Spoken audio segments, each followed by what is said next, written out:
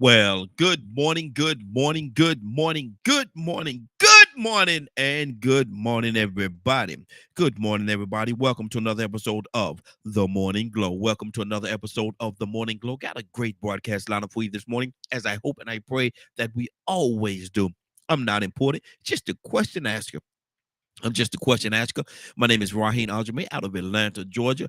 Some people will say, well, I'm gonna say Atlanta, Georgia. I'm gonna leave it right there because I get picked at when I say Atlanta, Georgia. But y'all know where I'm from. I'm from Atlanta, Georgia, right? By way of Greensboro, North Carolina. I gotta do a shout out to Greensboro, North Carolina. That's my hometown. Greensboro, North Carolina, my home city. Greensboro, North Carolina. So anybody that's out there in the North Carolina, Greensboro area, Greensboro, the Metro, whatever they call it now. They got different names for it. Good morning to you as well. Got a lot of things we're gonna cover today. Waiting on everybody to get in here, man. We got quite a few things we're going to cover today, but I have a question that I want to ask. And like I always say, I'm the question asker. Got people coming in. Who we got here? We got Ryan. Ryan, good morning, sir. How you doing this morning? Morning. Good morning, sir. Good morning, sir. I was about to pose a question out there, but I'm gonna go ahead now that I have you here, brother. I'm gonna pose the question to you. All right. All He right, didn't say let's do yes. this. He didn't say he did. Okay, good deal.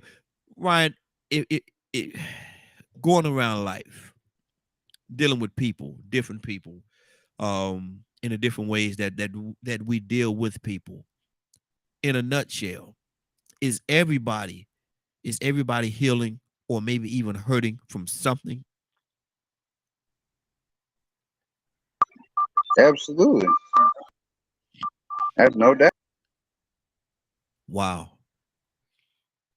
So you're saying everybody that you come in contact, they're either healing or they're hurting from something.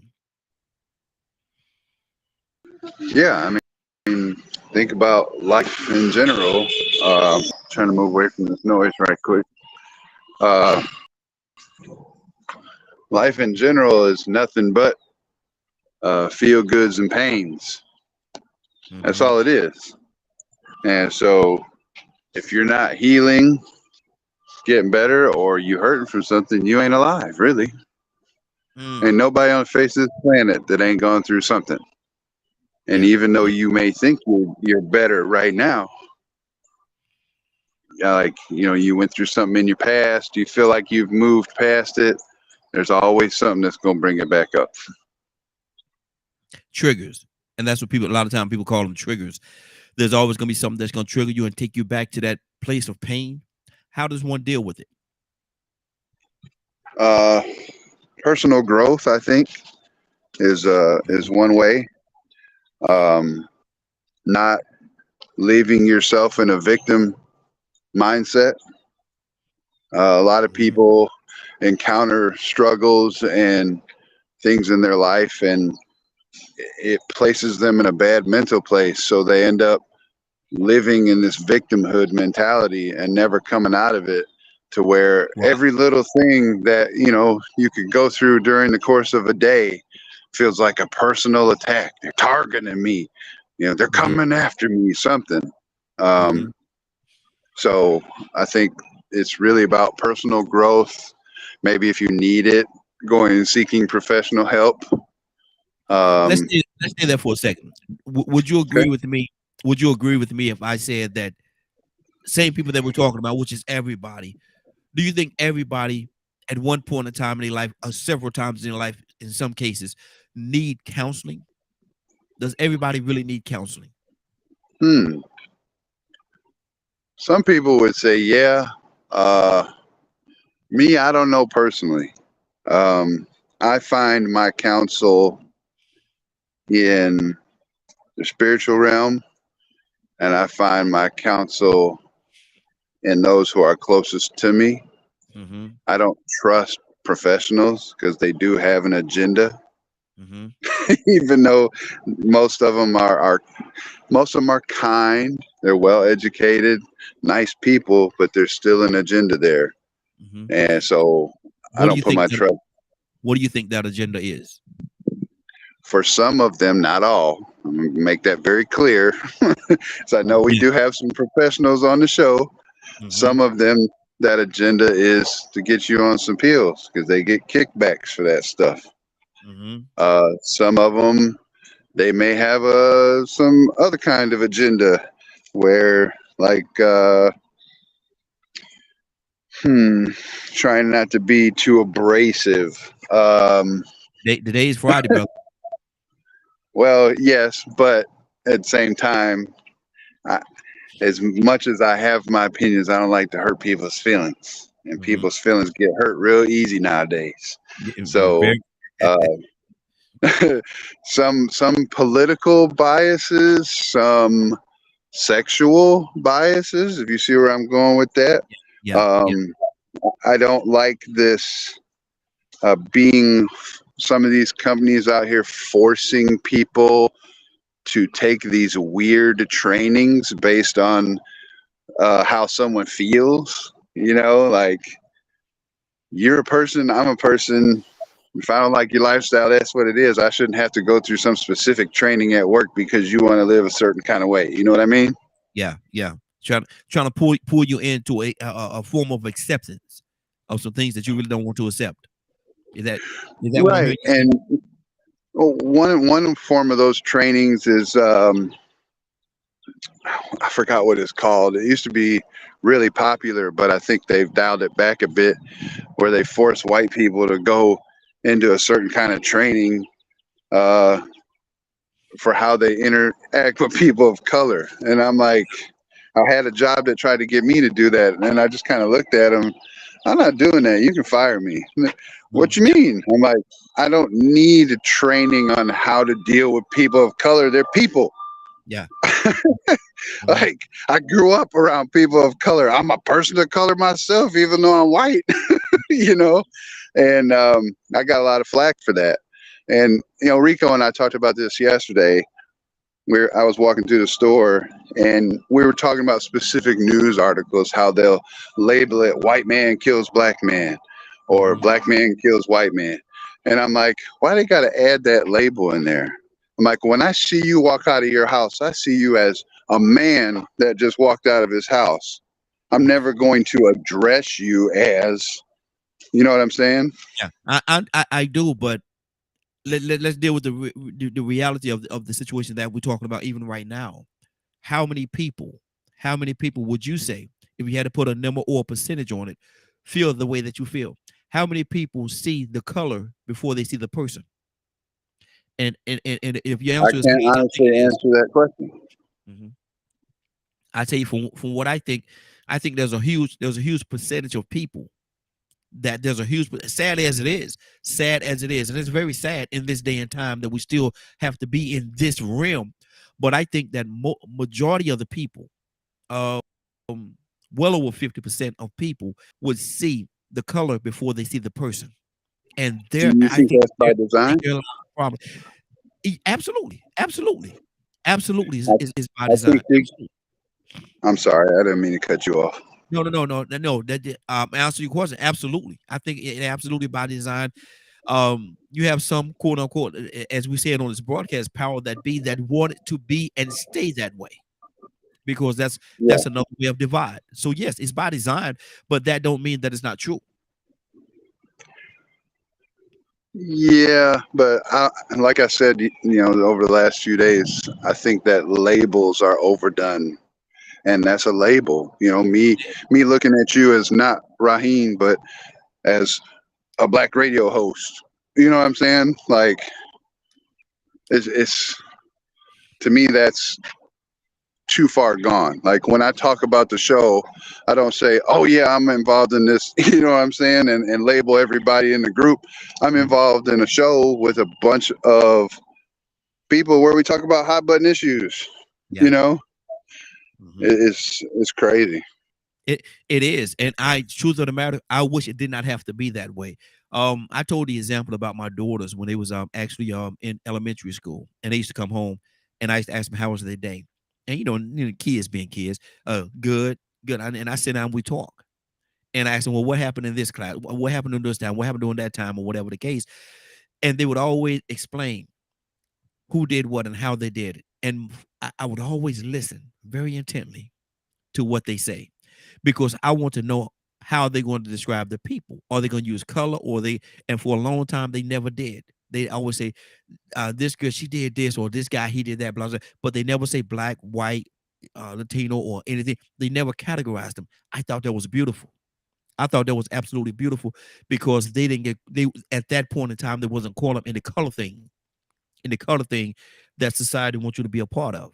They was not a part of it. Now, realistically, I had to let them know that there are people out there that don't have the same heart that they have, because I wasn't gonna sit there and let them walk around with blinders on, to the point where they get hurt in certain situations. So I had to make it plain to them. I didn't tell them, this color, that color, this color, that color, but strategically, I poured different things in, so they would understand that not everybody, and good that I did that, because one of my daughters experienced something that was not so good. And she was like, "Why they do that?" Well, I said, "Baby, this is what it is." And I'm not, doesn't matter who they are, what color they are. You got some people that are just evil, that just want to do evil things. And it doesn't, it's not, how did I say it? I can't remember the word that I used so long ago, but I say, in a nutshell, it's not, no race have a monopoly on being evil. In a nutshell, Yeah, that's not, 100. that's not what I said. I know that's certainly not the words that I use, but in a nutshell, that's what I was saying. Go ahead. But that's keeping it 100. Yeah. Nobody has a monopoly on evil. Nobody has a monopoly on racism. Yeah. In my time, I've experienced many people of color that are way more racist than any white folks I ever met. You know what I mean? But there's things behind that, of course. Yeah. But it's an ideology that's taught. It's whether it be through school books or passed down through generations, whatever. I think that it's very important um, that we just kind of focus on people as people. Hmm. And once we do that, I think things will get a little better. I think they will get a lot better. But reality of the situation, man, we've been in this realm. I just say realm for so long, man. I don't think that there's some people. I don't think that there's some people that want us to come out of this realm. I think there's some people that benefit, that really benefits from us being in this place of divide. You're probably right. There's a scenario going on right now. Is there anybody else on the line, or is it just me and you? It's just you and I right now, brother. That's crazy. Have you you know who Tucker Carlson is, right? Yes. Mm-hmm. Okay, you see he's been released from Fox News. The same with Don Lemon Yeah. Mm-hmm. being released from CNN. So yeah, there's a whole bunch of stuff right now going on with that. And I don't know if you pay attention to the news, but these channels where he's coming out of, they're painting this picture already, saying, hey, if he says anything, X, Y, Z, blase, blase, blase. They're trying to preface the public already, because he has some things that he wants to say, and they're trying to make sure he can't say them publicly. Mm-hmm. And so he released a statement yesterday on whatever platform that he was on. It's a little short 3-4 minute thing where he was very direct, but he didn't tell the secrets that he wanted to tell. Mm-hmm. And so when you break it down, you read between the lines. This is totally different than what we were talking about, but I think it plays a role. So hear me out. But he basically said the old orthodoxes can't stand. And what he meant by that was he was talking about the news conglomerates, CNN, MSNBC, Fox News. Mm-hmm. He said they're fixing to come down, Mm-hmm. and whether that's by his hand or what's going on out there, but people are starting to wake up and see that these entities are playing games. Mm-hmm. And he basically said the same thing Rico and I said yesterday. You got one bird, but you got a left wing and a right wing. And he said that these entities, literally behind the scenes, talk to each other about what they're going to say on the news to get people riled up. Mm-hmm. Mm-hmm.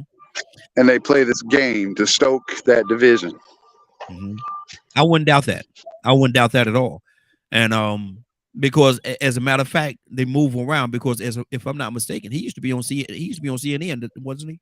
Yes, he Yeah. did. He used to Yeah. be a contributor on CNN.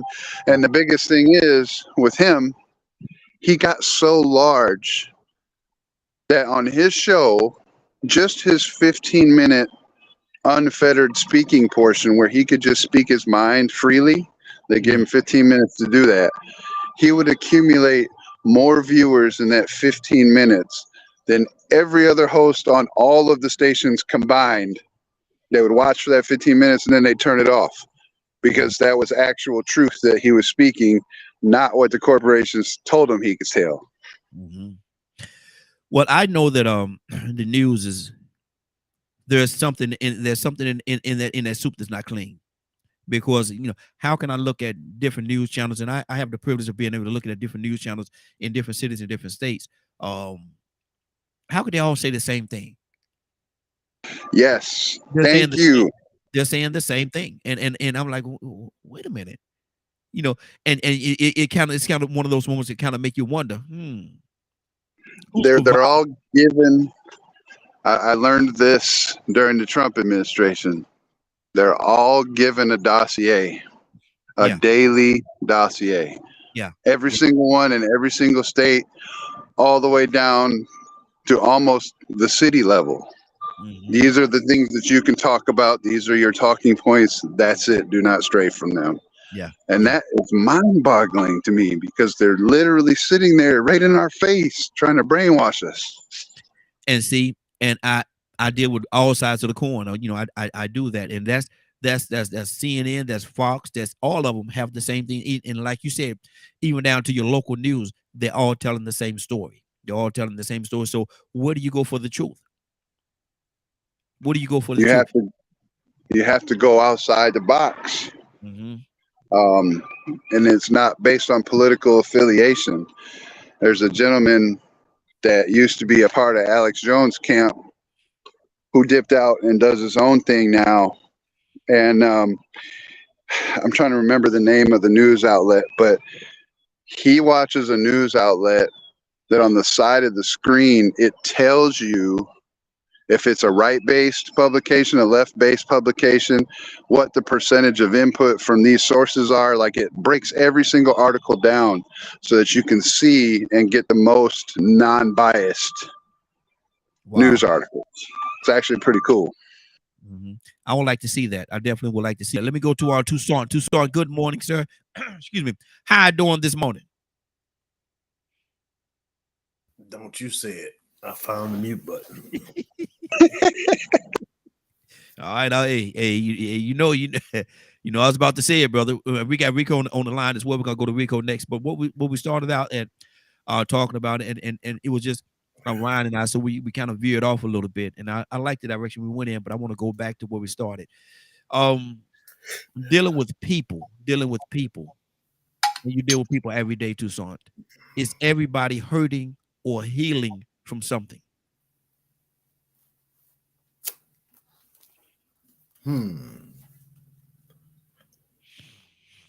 I know this old radio is not silent, so I'm apologize. Mm-hmm. I'm sorry. It made me think. Mm-hmm. Both. I'm hurting from something and I'm healing from something. Let me just use it for example. I wrote a cup surgery. Uh-huh. I'm hurting and healing. Mm-hmm. Hurting is part of the process of healing. Mm-hmm. I don't know Is that across the board, physically, mentally, spiritually, and emotionally? I would almost think so. Wow. It hurts to heal. Mm-hmm. It's painful. It I don't know. That's just me. It heals. It hurts to heal Mm-hmm. because you have to reflect on whatever caused the pain in the first place. Mm-hmm. But if you recognize it and you treat it, you got to pay attention to it. You can't ignore. You definitely can't ignore the pain. Yeah. You definitely can't do that. Mm-hmm. I wish you could. I'm trying to psych myself up, Raheem. I said that my pain is discomfort, Mm-hmm. but at the same time, I can feel it slowly healing. Mm-hmm. Okay. I can, Mending itself back together. yes, it's mended, but it's painful, Mm-hmm. and I got to do the right thing. That's uncomfortable Mm-hmm. because you got to position yourself, and that's life too. I mean, there's some things that has happened that has wounded the soul. Come on. You know, Mm-hmm. and some of the processes are painful Mm-hmm. and can be detrimental to your health. So How people have a problem healing from the even spiritual pain. yeah. They have a problem with it. That's why they call it. I'm gonna get off of this and probably let Leonard jump in because he'll be good at that one. That's why they talk about, which I don't pay that no mind. I don't even think there's such a thing as church hurt. Mm.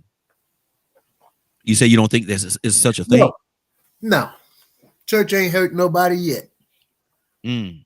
Now, people, That's not true. well, that's just my opinion. But the church, I didn't say nothing about people because Mm-hmm. people are manipulative. People don't, the people in churches don't act like the church has instructed them to do. Mm-hmm. And the church itself has not, in my opinion, hurt nobody yet. That's my Yeah, and everybody have their own opinion, and so that's where you are with it. Let me go to Rico. Rico, good morning. How you doing this morning? Let it come to you next. I can't complain, man. I'm just happy to see another beautiful new day, man. Good deal. Good deal. Rico, how would you elaborate on this right here? Everybody that we deal in, everybody that we come in contact with, everybody. Would you say that everybody is hurting or healing from something?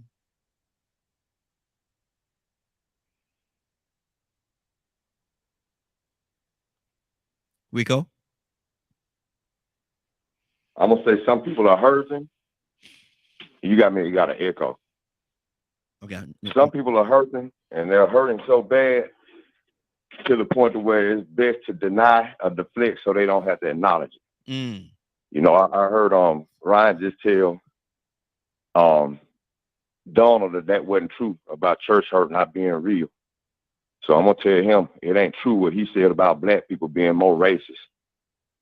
Because the system of racism cannot be practiced by black people. We didn't number one, we didn't create this system or this classification of racism, and we showed and create the system of breeding people and killing people and selling people, like what happened over here in America.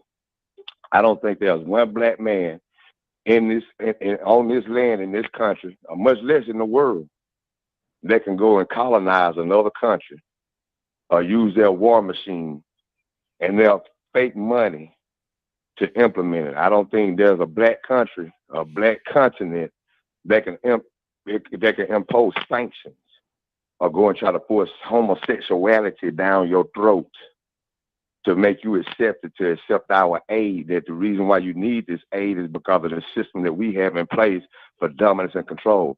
I don't think black people can practice white superiority. And that is what this problem is in this world, not just this country. We are all under the influence of white males that want to run the world, and they racism and classism is their thing. And to hear somebody say that it's practiced more amongst black people, I ain't seen a black person yet that kept a white man from getting a job. I ain't seen too many black people, you know what I'm saying, kill people, and the DAs know them and let them stay home for 2 months and don't arrest them. That's why Black Lives Matter exists. You know, so I you know, me and Ryan do talk, but y'all know I'm gonna call it down the middle. You ain't finna slide with that one with me. Now that might be your opinion. Now that might be prejudiced black people. There may be angry, disgruntled black people that act a certain way because of racism. So they act out towards white people because they suspect these white people still have the same mindset that most overt, covert, and unconscious racist white people have. You know that Colin Kaepernick documentary? He was raised by white people. They thought they was doing good, but they were still hurting them because they didn't understand. So unconsciously, they were doing racist things that they didn't even realize was racist. And he had to show it to the world. Racism, unconscious, inherited, learned. And it didn't impact on white people like it did black people. Now, if anything, racism has had a negative impact on white people for believing the lies that they believe that they're superior, smarter, more intelligent than everybody on the planet. That system of racism that said that their brains are bigger than everybody else's, so they're smarter. But then, okay, Asian brains are bigger. Well, it's an exception. Even though Asians' brains are bigger, they're still not smarter than us because they're yellow. Whatever the reason was, that whole system, that is no other race created that system of racism and classification but white people.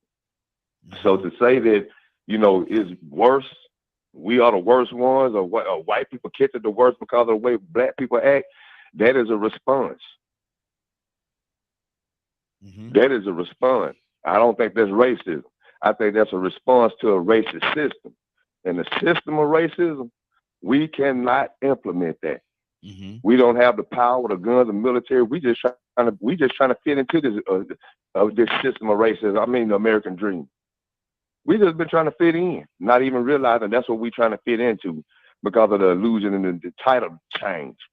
But yeah, we trying to fit into the American dream, but really and truly, we trying to fit and survive in white supremacy and white racism, and that whole system is being ignored. And the way we respond to it, we're being accused. You know, it's almost like they call victim shaming. Let me ask you this: y'all racist because y'all act a certain way. Well, you know, history made us like this. Rico, listen to this. Rico, we weren't just born acting like this. Okay, Rico, let me ask you something. When you say when a person say the American dream, by the definition of what you just given, is the American dream really a nightmare?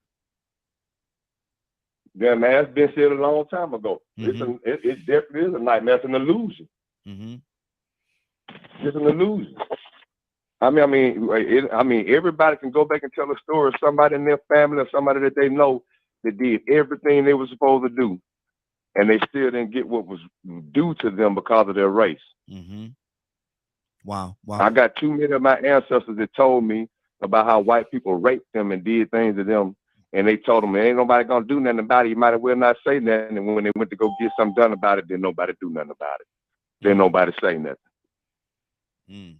Let me give Ryan grandparents. Let me give Ryan an opportunity to respond to what you just said. Ryan, what's on your heart, brother? Stay right there, Rico. Don't go nowhere, brother. I don't think white people invented racism. I mean, the Chinese people is racist as all get out, and they wholeheartedly admit it, and they thrive on it. They will tell you that they hate everyone else that's not Chinese, and they laugh at us because we sit over here and argue about who's a racist and who's not, and they relish in it. We hate everybody. It's our strength. They've said it publicly. So I don't think white people have a monopoly on racism. I just don't. If that was the case, every white person would be a racist. do you think they have had or have a hand in the pushing of racism? Oh, sure, of course. I mean, that's the proof in the pudding. You just look at the past. Mm-hmm. You know what I'm saying? But if it's kind of like saying when you say white people, well, which ones you mean? Mm-hmm. Because it's white people of all different creeds across the globe. They ain't all the same. Mm-hmm. You know what I mean? So is the mindset that they have in certain instances, we're not gonna paint with a wide brush and say all, but is the mindset of a selector of them the same in regards to racism? I don't think so. I don't think so at all. I mean, you got Russians, you got Ukrainians, you got most European nations, you got your northern European countries, your Germans. Germans killed Jews. Well, Jews look white too.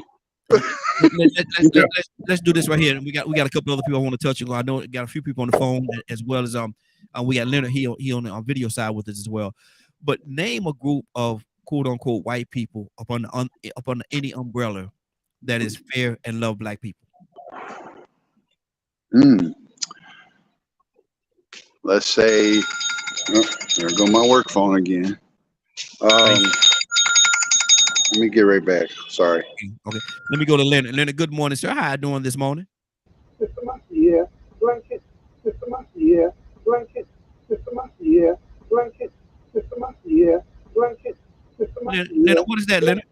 Mr. Macia. You got a mega mix going on. Yeah. You got a mega mix going on. DJ Leonard Jones in the house. Yeah. DJ Lynn. Yeah. Look here. We got to come back to you, Lynn. I don't know what you got going on over there, brother. Bow wow wow, yippee yo, yippee yay, bow wow, yippee yo. Exactly. Cassandra, good morning, young lady. How you doing this morning? Good morning. Cassandra, what do you say about where we are in the conversation right now? We talk about this whole racism thing. Do you think is black people racist as well, or can they be racist? Because it was pointed out that we don't have the economic prowess and the different things of that nature, the base, whatever that base is, to be racist. And I also asked the question to name one group of white people, regardless of across the board who it is, that love and is not racist toward black people. What would you say to that? I'm waiting for that answer. And I guess once I hear that answer, I would be able to answer the question.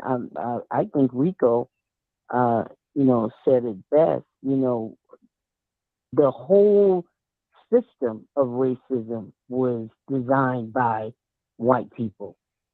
And you can't get around that. You can't get around that. And the thing about Asian people, man, that just, I have some wonderful Asian friends. They love me and I love them. So I'm like thrown off by that completely. And we have talked about race on many occasions. And what has happened is their thoughts about black people have been fueled by white racists, by white people telling them that black people are all this, or black people, all of them do this, all of them thieves, all of them lazy, all of them.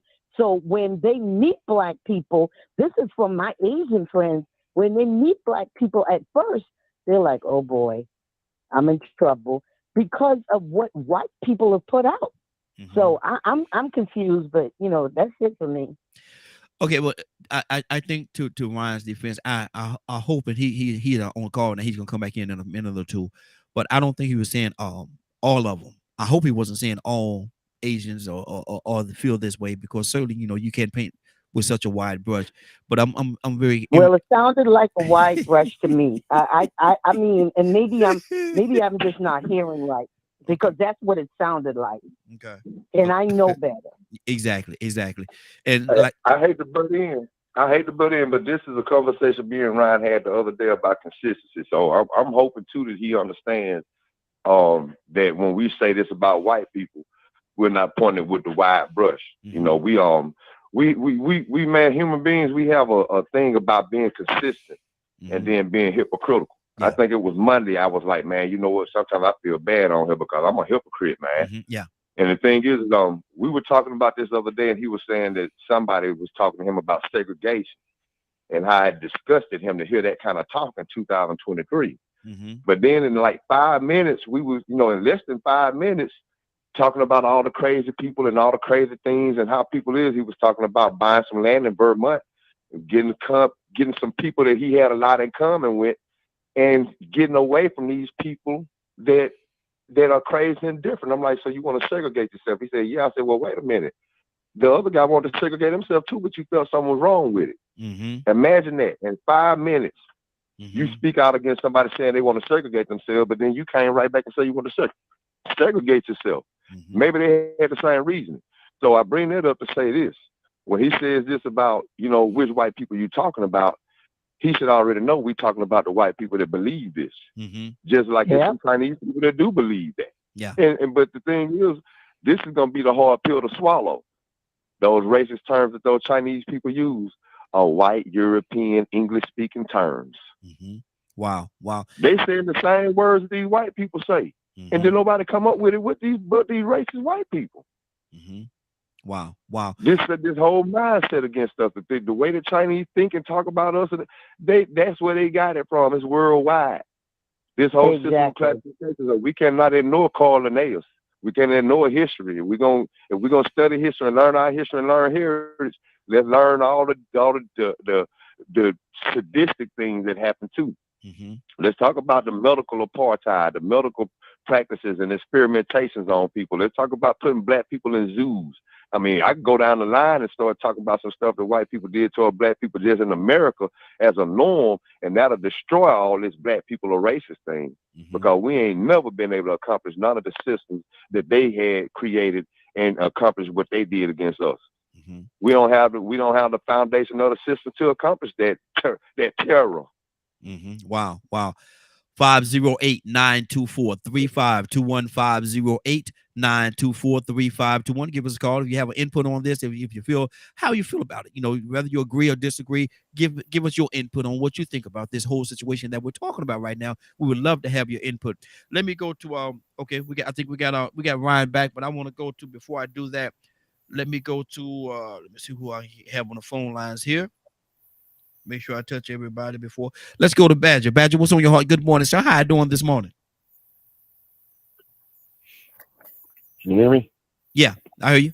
All right. Make sure I hit the mute button. I've had this discussion with a couple of people before, and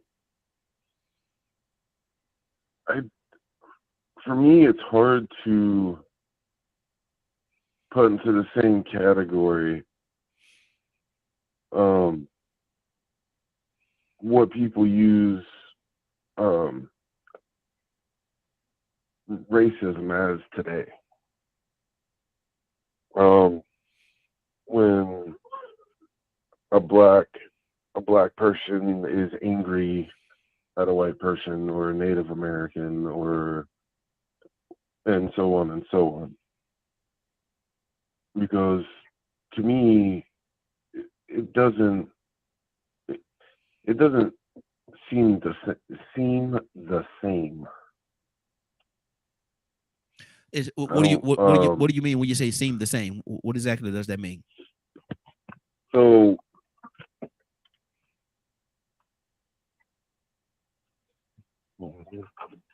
come on, Badge. So I've shared before how when years ago, as I was getting into my more into my culture and stuff like that, that some of the first experiences I had going on a res was, them pretty much calling me the white boy, and having a very particular type of attitude. Not all of them, just some of them. And at first I thought it was racism. And I kind of had to, I talked about it a little bit with Rico yesterday, but I've been thinking about it ever since I was talking to him about it. I don't know if that is even it's in the same realm. Because to me, when you look at, I mean, both of them can be done out of anger or hatred. But what racism has become, as far as being defined by, at least in our country, in my opinion, is predominantly used by white folks toward black folks. And I can't, the way that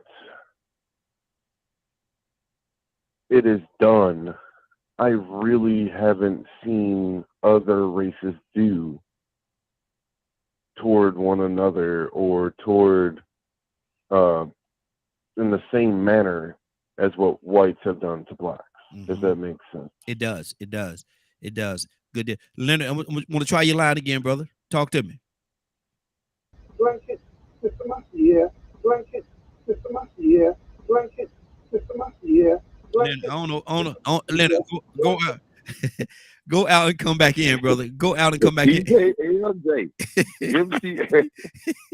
I don't know what that is, man. I have no idea. You know, it's the same thing repeating. It's like I don't know what that is.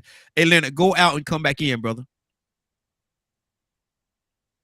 We're gonna change the name to DJ Jazzy Jones. Exactly. Toya with a T. Good morning, young lady. How you doing this morning?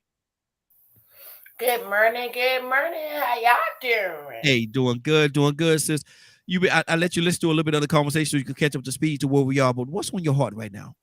I don't know. I'm still kind of lost. What was the question? Well, we started off talking about is everybody that we come in contact with on a daily basis, is everybody hurting or healing from something? And then we veered off into the racism thing. And do you think white people, I hate to say it like this, do you think white people are the most racist people on this planet? Because Ryan said that the Chinese are the most racist people, and they have no problem with letting you know it. Is it prejudice or racist? Great question. I mean, that's right. Are we doing something right? Because so it's to each his own. I've met some phenomenal white people. I've met some phenomenal Asian. You know, I worked at a Thai restaurant. Yeah. Phenomenal Asians. And it's normally when they're Americanized. I mean, I'm just being honest, right? When you say Americanized, are you saying, I hate that white mindset of thinking? That American mindset of thinking. I mean, if we're going to call American way of thinking the white mindset of thinking, then so be it. But we're talking about the American mindset. And when I say the American mindset, you know, people that come over here fresh off the boat, that they come for a reason. They come for opportunity. They come for equality. They come because they didn't like the way things were going in their country. You know what I mean? I mean, let's just be 100. All white people weren't racist back in the day. But that's how I mean, who finna get the smoke? Ain't nobody finna be going against the grain and getting caught up. You know what I mean? So they kind of went with, that's the way life was, right? Just like at one point, what you gonna say, that men were racist towards women? Nah, we gonna use chauvinistic, right? But all men weren't chauvinistic, even though that was the way of life at one point in time. There were some men that was like, yeah, nah, I don't do my wife like that, right? So again, I think it's to each his own. I think we get distracted by the smoke and mirrors, thinking that, you know, some people's perception is everybody's perception. And I don't think that white people are the most racist, right? Like, I feel like humans have the right to dislike whoever you want to dislike for whatever reason you want to dislike them for. And just because we're in America, we have a history where it was a majority of white people who did very atrocious things. And that's the culture for us, and that's how we feel. But I can't say that every Asian or every Chinese is racist. I mean, racist, why? Because they don't want to listen to their businesses. I mean, it's for generational wealth purposes. You know what I'm saying? I've noticed that most cultures, I'm not going to say races, but they stick together more when it comes to their race. They keep the money in their race. They keep the family and their babies, their marriages, you know what I'm saying, in their race for preservation purposes. So I'm not going to call them racist. Even black people? We don't do right. Paul, you got me stuttering over here now. we don't do right? So when it comes to, and I hate to have to say this, but I'm just being 100. When it comes to structures of families, we don't do right. We're the weakest. And a lot of other races have a different concept of structuring their families and keeping them preserved, whether it's financially, whether it's for the bloodline, generationally, or whatever. I don't think that we display that the same. So some of their perceptions on why they don't want to deal with us, I get it. I get it. But I'm not going to say that there's any race more racist than the other. Because, again, in America, we only dealt with a majority. You know what I'm saying? That's like me dating a gay girl, saying that, oh, gay girl, you know what I'm saying? I've never dated a gay girl. You know what I'm saying? I heard stories. You know what I'm saying? I know what people say, but that doesn't necessarily mean that it's true. You understand what I'm saying? So I haven't met a lot of racist white people. I've met a couple in my 40 years, 2, 3. I've seen more stories, right? But that doesn't give me the reality that all of them are more racist, because that's not my reality. That's really other people's reality. You know what I'm saying? So I'm not going to roll with, right, white people are the most racist. But what I will say culturally in America, yeah, that's going to be the perception of them, right? If you ask black people probably in China, right, because it's not a lot, but the things that do happen that have been, deprived, right, they probably say yeah too. But if we go to Africa, where they're ruled by African armies and things of that nature, right? Do you think they will say that white people are racist? No, but I bet you they got stories to tell about their own black people that come and kill their own black kids, that come and drive, you know what I'm saying? That's governed by their own black men and women who still, treat them atrociously. I bet you, you know what I'm saying? They won't say that it's white people or Chinese people because they're used to it happening from their own people. You know what I'm saying? So I wouldn't say that. I would just say that's the perception in America. I mean, I'm just being 100. Good deal. 508-924-3521. 508-924-3521. And Toya, I'm gonna say to you, there's some people that's actually getting up off the floor right now, because when you said that black people are the weakest in regards to that category that you was talking about, and you knock some folks over. They like, oh my God, what? Ooh. And so y'all can get up off the floor now. Get up off the floor. Ryan, let me come back to you, brother. What's on your heart? Yeah, so I think I'm speaking in terms that everybody else speak in, right? I'm not painting with no wide brush. Like Toya said, what we used to in this country is what we used to in this country. So I'm talking about Chinese people. I'm talking about our Asian brothers and sisters over there on the other side of the planet that fall under the guise of the CCP, the Chinese Communist Party. They're the ones that come out and they're the forefront and they're the speakers for those people. I know plenty of Chinese people that have been westernized that are not like that. But I've met plenty that have come over from China who will tell you that we'll pick apart our own people based on what city state they live in. We don't like them because they came from here. There's Chinese people that can look at other Chinese people and just tell by, forgive the description, but how tight their eyes are, where they came from in the country, and they don't like them. But they use that on a political standpoint as a strength. They use it as a strength. We don't like other ethnicities because it causes us to not have this infighting that you do over there. We use it as a strength. We keep to ourselves. Is that a form of inner racism amongst themselves, or is that about towards everybody else? I think it's kind of both. They don't like us over here because we don't adhere to their ways, right? Because we argue about silly shit. Excuse my language. Hey. Yep. Hey. I'm gonna put myself in the corner. My bad. That slipped. We argue about silly stuff that we really shouldn't be arguing about at this point in humanity.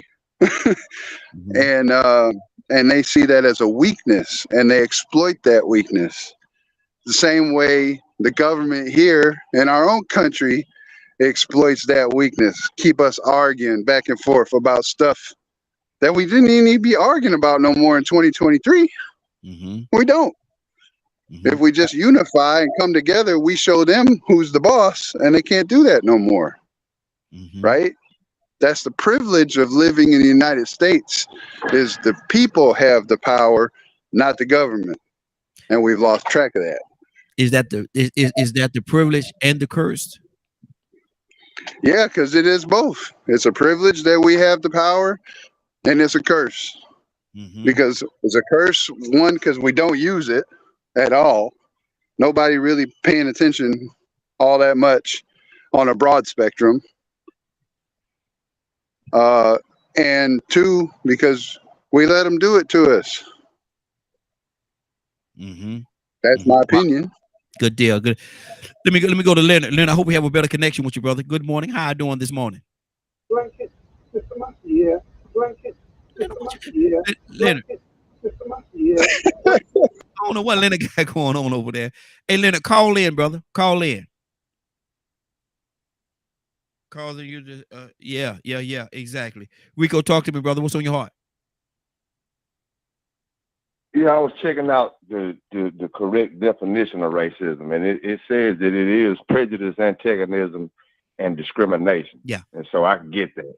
You know, that would go back if from Ryan's experience that, you know, black people may be the ones that seem like they may be the most racist, and that might be a true statement based on him saying that we might be the most prejudiced or the most, just, you know, we might discriminate the most. But I'm going to go back and talk about, let me see, I guess the version of white supremacy that involves racism, you know, the impact over here. So, you know, I guess I can't agree with what Toya is saying and what he's saying about in other countries, you know what I'm saying? But I think, you know, if we talking about what's going on over here, we may be able to be prejudiced, but that system, I'm going to go back to the system of racism, that some white people benefited from it just for being white. They might not have been prejudiced, but they didn't turn down the benefit. You know, they didn't turn down the entitlement. You know, the rights that they did have and black people didn't have, they didn't refuse those rights. So and they still benefited from it, even though they may not have, you know, approved of it. And some things they approved of, they didn't even understand it was racist. They just thought, well, that's just the way it's always been. You know, so it's that type of system. You know, when I think about racism and the practice of it, I can't name one time in the history that I can recall. You know, I mean, we could go back and look up African history and this and that, but I can't recall, you know, any history showing that black people had that type of entitlement or privilege in America to be able to control another race of people like that. I mean, the black people that did get in the power to be able to even control or own slaves, they owned other black slaves. It was a monopoly on who they owned. You know what I'm saying? I mean, it was a monopoly on who was bred and sold like dogs. And so, I mean, I guess that's the reason why I find such a disagreement with that type of interpretation, because there are still so many ways that, regardless of how prejudiced or how discriminatory a black person can be, the system could step in and show you that it works in a whole different manner. I'm gonna say something. Then I'm gonna say something. We're gonna move on. We ain't gonna touch it. We're gonna move on. How many people looked at that auction last night? Let me go to Leonard. Leonard, good morning, sir. How you doing this morning? Good morning, Raheem, and the Morning Glow family. Much better, brother. I don't know what's going on with your video line. It was, you know, I think you had some kind of party going on, brother. You had some kind of mega mix going on. But what's on your heart about what we're talking about right now, brother? I know you got something on your heart. Well, first of all, you have to start off in racism is a system of oppression based on race. Anybody can practice it. Anybody. Mm-hmm. So it's very narrow-minded. Every time someone mentions racism, you all might jump to white to black because that's what you know. Mm-hmm. That's what you're used to. But racism is practiced all over the world. It becomes a black and race issue when black and white people are involved. But there's lots of racism that does not include black people at all, or white people for that matter. Mm-hmm. Chinese is a terrible example to use. Why is that? Because China is a very homogeneous culture. Mm-hmm. So they have, their racism is more nationalistic. It's based on where they are. They're Chinese people because that's who the majority of them are there. The majority of them, that culture, if you look over there from afar, you're like, boy, those people sure do look alike. That's what you would say. That's what it's called Chinese, because the majority of them are those people. And they share a lot of characteristics that is very different from other places. Leonard, so basically, what I'm hearing you say, Leonard, do you think? Let me say this, Leonard. Do you think black people could be racist against each other? Most definitely. It's a practice of oppression based on race. It does not matter who practices it. It's a system of oppression based on race. Now, what some of you suffer from is what is called internalized racism. And you've allowed stereotypes and other people's values and images that you have experienced. That's your racism. Now, what you're doing with it and how you mixing it up in your head forms what come out of your mouth. So black people could be racist against each other, but there's no racism in China. They can't be racist. Chinese people can't be. No, that's not true. Okay. I'm just trying to clear it up for the listeners, brother. Go ahead, talk to me. Racism can be practiced by anyone. It's a system of oppression based on race. Okay. Like sexism is a system of oppression based on sex. And all your other isms have these characteristics. Racism is just not what you want it to be. You go look at it, go study it. There's a lot more involved than how you feel. What? Okay, so explain to us in a nutshell, brother, because I need to move on to a couple of. As a matter of fact, I'm going to Cassandra next. But in your estimation, in your experiences in life, what is racism? What would you categorize racism as being? I don't care. It's a form of oppression based on race. That's what it is. No, in a nutshell, point blank, period. Period. Okay. You don't get to create your own definition. Okay. Cassandra, what's on your heart? Now, if you are creating your own definition, then it's up to you to explain it. And if only you agree with it and it don't fit all these other things that come up during conversation, that means there's a problem with it. And it doesn't fit. So instead of being so romantically involved in what you want it to be, look at what it actually is.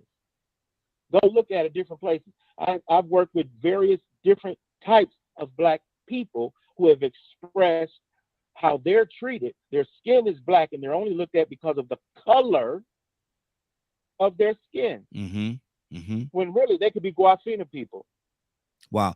Hold right there for a second, Leonard. It oppresses Guafina people for other black people to believe that you're all the same. Okay. Because you're not. Okay. Hold right there, Leonard. Stay right there. Don't go nowhere. Don't you go nowhere. Stay right there. Cassandra, what's on your heart?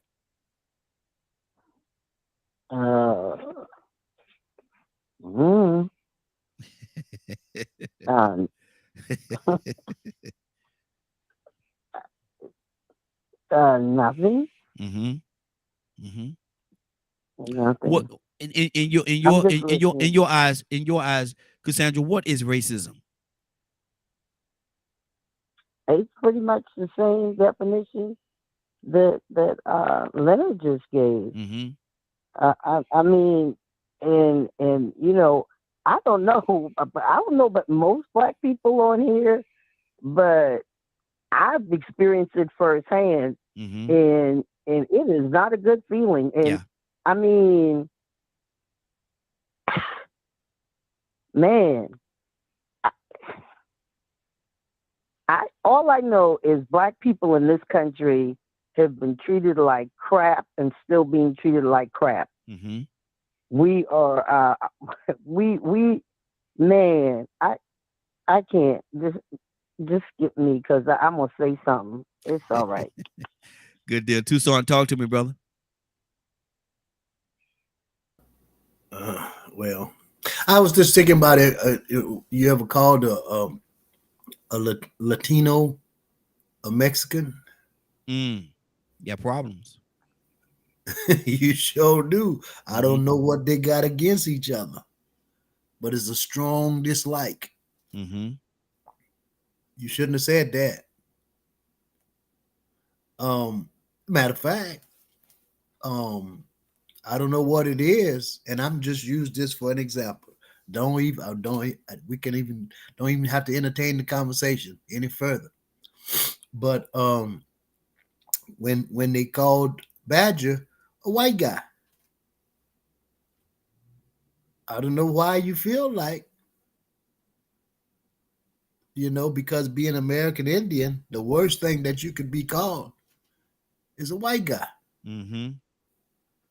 So I think that I don't know, from the conversation that started hurting and healing to racism, I'm finding out that a lot of people ain't healed from some things, for some wounds they have suffered. Well, I can't even say they suffered it. Mm-hmm. They heard that it had been suffered by their forefathers. Mm-hmm. And that pain frustrates. Really, sometimes you go as far as to say that it makes people, just the thought of it, keep talking about it. I'm gonna get mad as hell. Hey. Lord. Badger, talk to me, brother. And I guess, or at least to me, it's figuring out or looking at the different understandings based on, I wouldn't say pure say the definition based in the dictionary, but the usage of the word today. Because as Rico said earlier, when people when the topic of racism comes up and the word white is used, it always sounds like it's a generalized white brush. So the words and terminology, to me, is almost like it has to be weighed, because definitions change over time.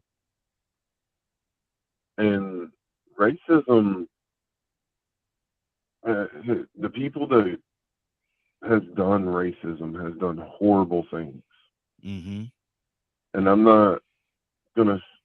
And if I understood what he was saying earlier, I believe it was Ryan, how the Chinese can tell other Chinese where they are from and things like that. That's a tribal thing to me. That's knowing which where a person comes from, Mm-hmm. and maybe disliking that tribe. I didn't know that could be considered racism. That's a new part of a definition to me. Because certain tribes don't like other tribes sometimes. So it's hard for me looking at the main issues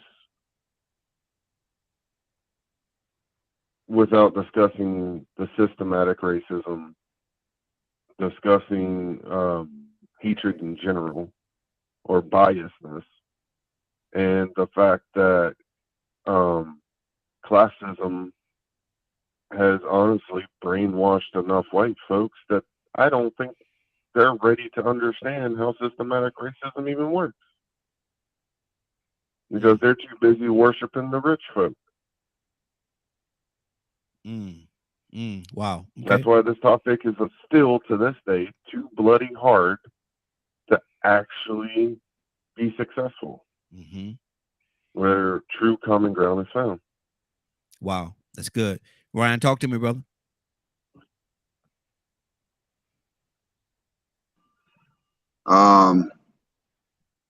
Yeah. It's I'm just looking at chat laughing at Tucson Toya. Because it's true, right? Like, you call a Guatemalan a Mexican, you finna die. It's one of those things, you know. I remember talking about, we'll talk about the wall, right? Everybody talking about the border wall and how it's not cool. It's not cool. Well, it's a border wall between Guatemala and Mexico, because Mexico don't want nobody coming over from Guatemala. So, you know, I used to laugh at stuff like that. Like, we all focus on these internal things and miss the big picture sometimes. But yeah, it runs deep, man. All this stuff is just it becomes redundant after a while when we talk about it all the time. You know what I mean? It's like sometimes I feel like, man, don't we have something else to talk about? Has it ever gone away though? No, and like we've had that conversation before, it never will until people learn how to unify and overcome their differences. And it's crazy. Like, it's something that I can't, off the top of my head, even fathom, because like we was talking earlier, we hate to do it. We hate to see it. The labels that everybody put on everything, including ourselves. But I grew up in a world where I walk out the house and I just see another person. I don't care that you got a tan and I don't. You must have had better tanning lotion. You know what I mean? Like, wow. I hate to be so silly about it, but that's how I feel. I feel like it's silly, you know, for people to still have these mindsets and preconceived notions. Call me naive if you want to, but that's how I was raised. I wasn't raised in a white house. I wasn't raised in an all black house. I was raised in both. You know what I'm saying? So for me to even see people walking around here today acting certain ways from both sides of the fence, I'm like, what are y'all doing? Like, why? What's the purpose in this day and time? What's the purpose? Is a part of your prayers that we reach a place of peace? Absolutely. Every day. Every day. Like, I've said it before and I'll say it again. And like, unification is the only way forward. There is no other way. You know, just as much as God despises religion, he despises the way we act towards each other even more, because we all came from the same place. We all the same people. We all bleed red. All of our meat is pink underneath the skin. You know what I'm saying? So why can't we just all call each other pink? You take off that top layer. Those 2 tires aren't yours? Nope. All right, just double check. Yep. Thanks, brother. We all pink underneath, right? Wow. You find me somebody that's not, I want to see them. I want to shake their hand. They're a little bit different. They're a little bit different. Cassandra, and we started off talking about people hurting, and I want to go back to that for a second or two. Everybody that we come in contact with, is everybody hurting and or healing from something? Yeah, most people. I would say yes, something that they're coming through or trying to heal from, and it may be as far back as childhood, because I deal with people that they're still dealing with with stuff that happened to them in childhood, and they never got over it. So we can sometimes we marginalize people's pain because we don't understand their pain. You understand? And if you've never been in a situation, you can say, I don't understand, and you might not understand why a person is so passionate and feels the way they do. It's crazy. So all I can say is, we need to deal with our pain, but people also need to be more sensitive to other people's pain. That's whether it's through what you say or what you do. We have to be more sensitive to other people and not, want to be dismissive of what they're going through just because you don't understand it. Wow. Do people still care, Cassandra? Hell no. Hey! God almighty. Okay, in a nutshell, I guess that's her answer. Rico, what do you say to that, man? In this day and time that we're living in, do you think people really still care for each other? Some, but not to the extent that where they're willing to sacrifice themselves or what they want. Their benefit or their privilege. I love what Cassandra said, but just then, man, because you do have to be considerate of other people's experience. Yeah. These conversations can get redundant, but then when you open up that can and bring it to the table, you can't expect nobody to not address it. Yeah. Because that was not the topic at first. But somehow Tucker Carlson and Fox. Yeah. You know what I'm saying? This political thing came up, and then Alex Jones came up, and then, in my experience, I'm seeing more black people that's racist than white people. Wait a minute. Now you ain't just fixing to say that, and then come back and wonder why the conversation is redundant. Well, you just introduced it, and now you got to hear the backlash from that thought process, even though that's his opinion. Like Cassandra said, from our experience, we know totally different. Because history tells me that white people over here didn't have to march for civil rights or didn't have to get emancipated. White people don't even have to celebrate a Juneteenth. They didn't have to worry about not realizing they were released from slavery. Rico, let me ask you a question. Let me ask you a question. Go ahead.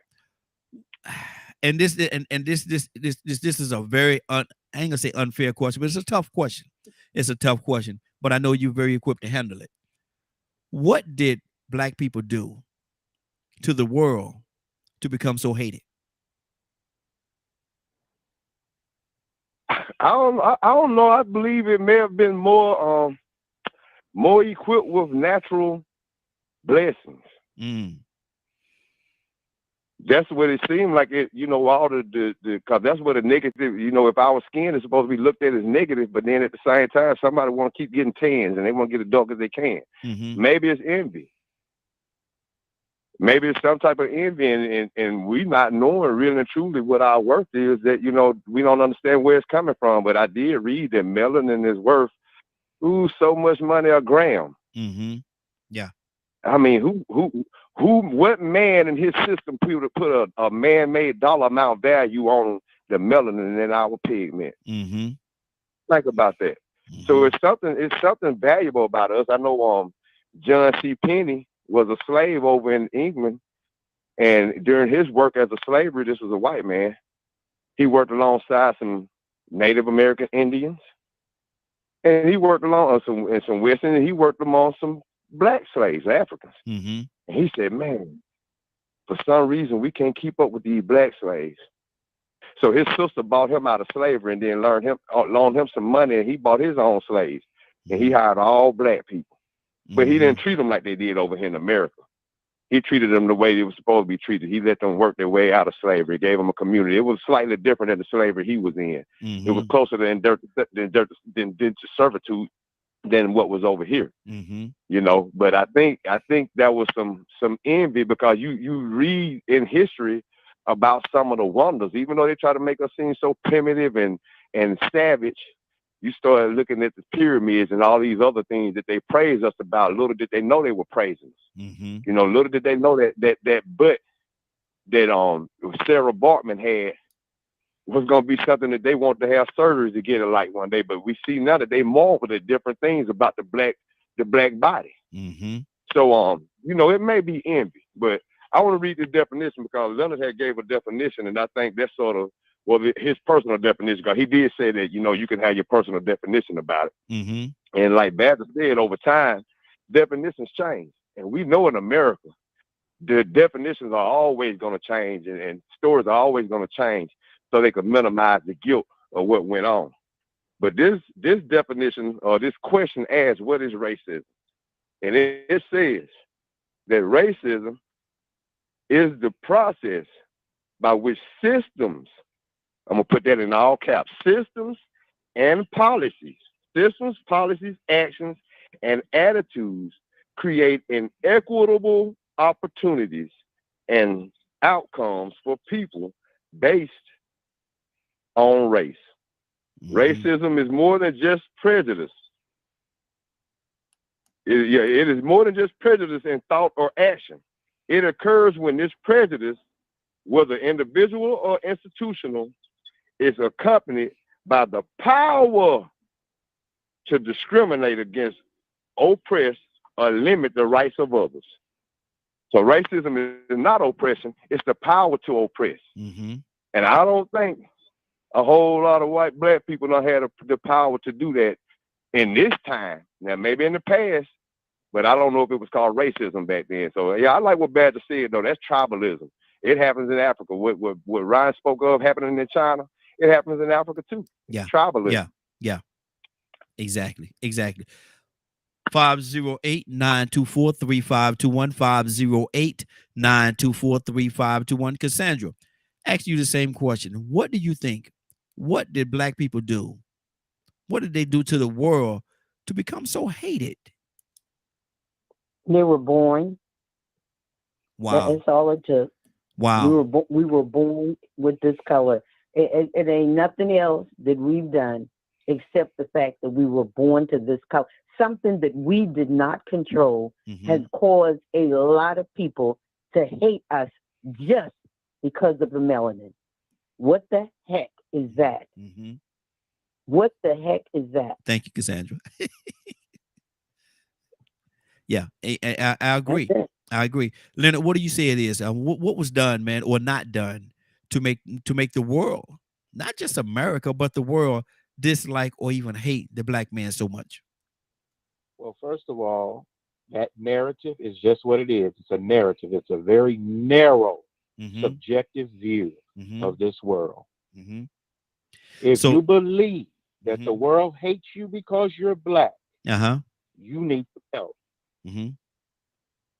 You need some serious help. So you don't think there's no evidence that the world disliked the black man or black people? You don't think there's no evidence of that? Who is the world? Give me the world phone number. Where can I find the world? Leonard, as educated as you are, brother, I know I certainly don't have to explain to you what the world is. That's the point I'm coming from. So I really don't go back and forth about subjective things. So you don't think the world hates the black man? You don't hold on. You don't think Leonard, you don't think the world hates black people? No. Wow. No, not at all. Prove to me differently. Prove to me differently. Because there's more than black people in the world. That has nothing to do with the question, brother. Every other person that is not black hates you. Mm-hmm. If you believe that, something's wrong with you. Then look at the evidence of time.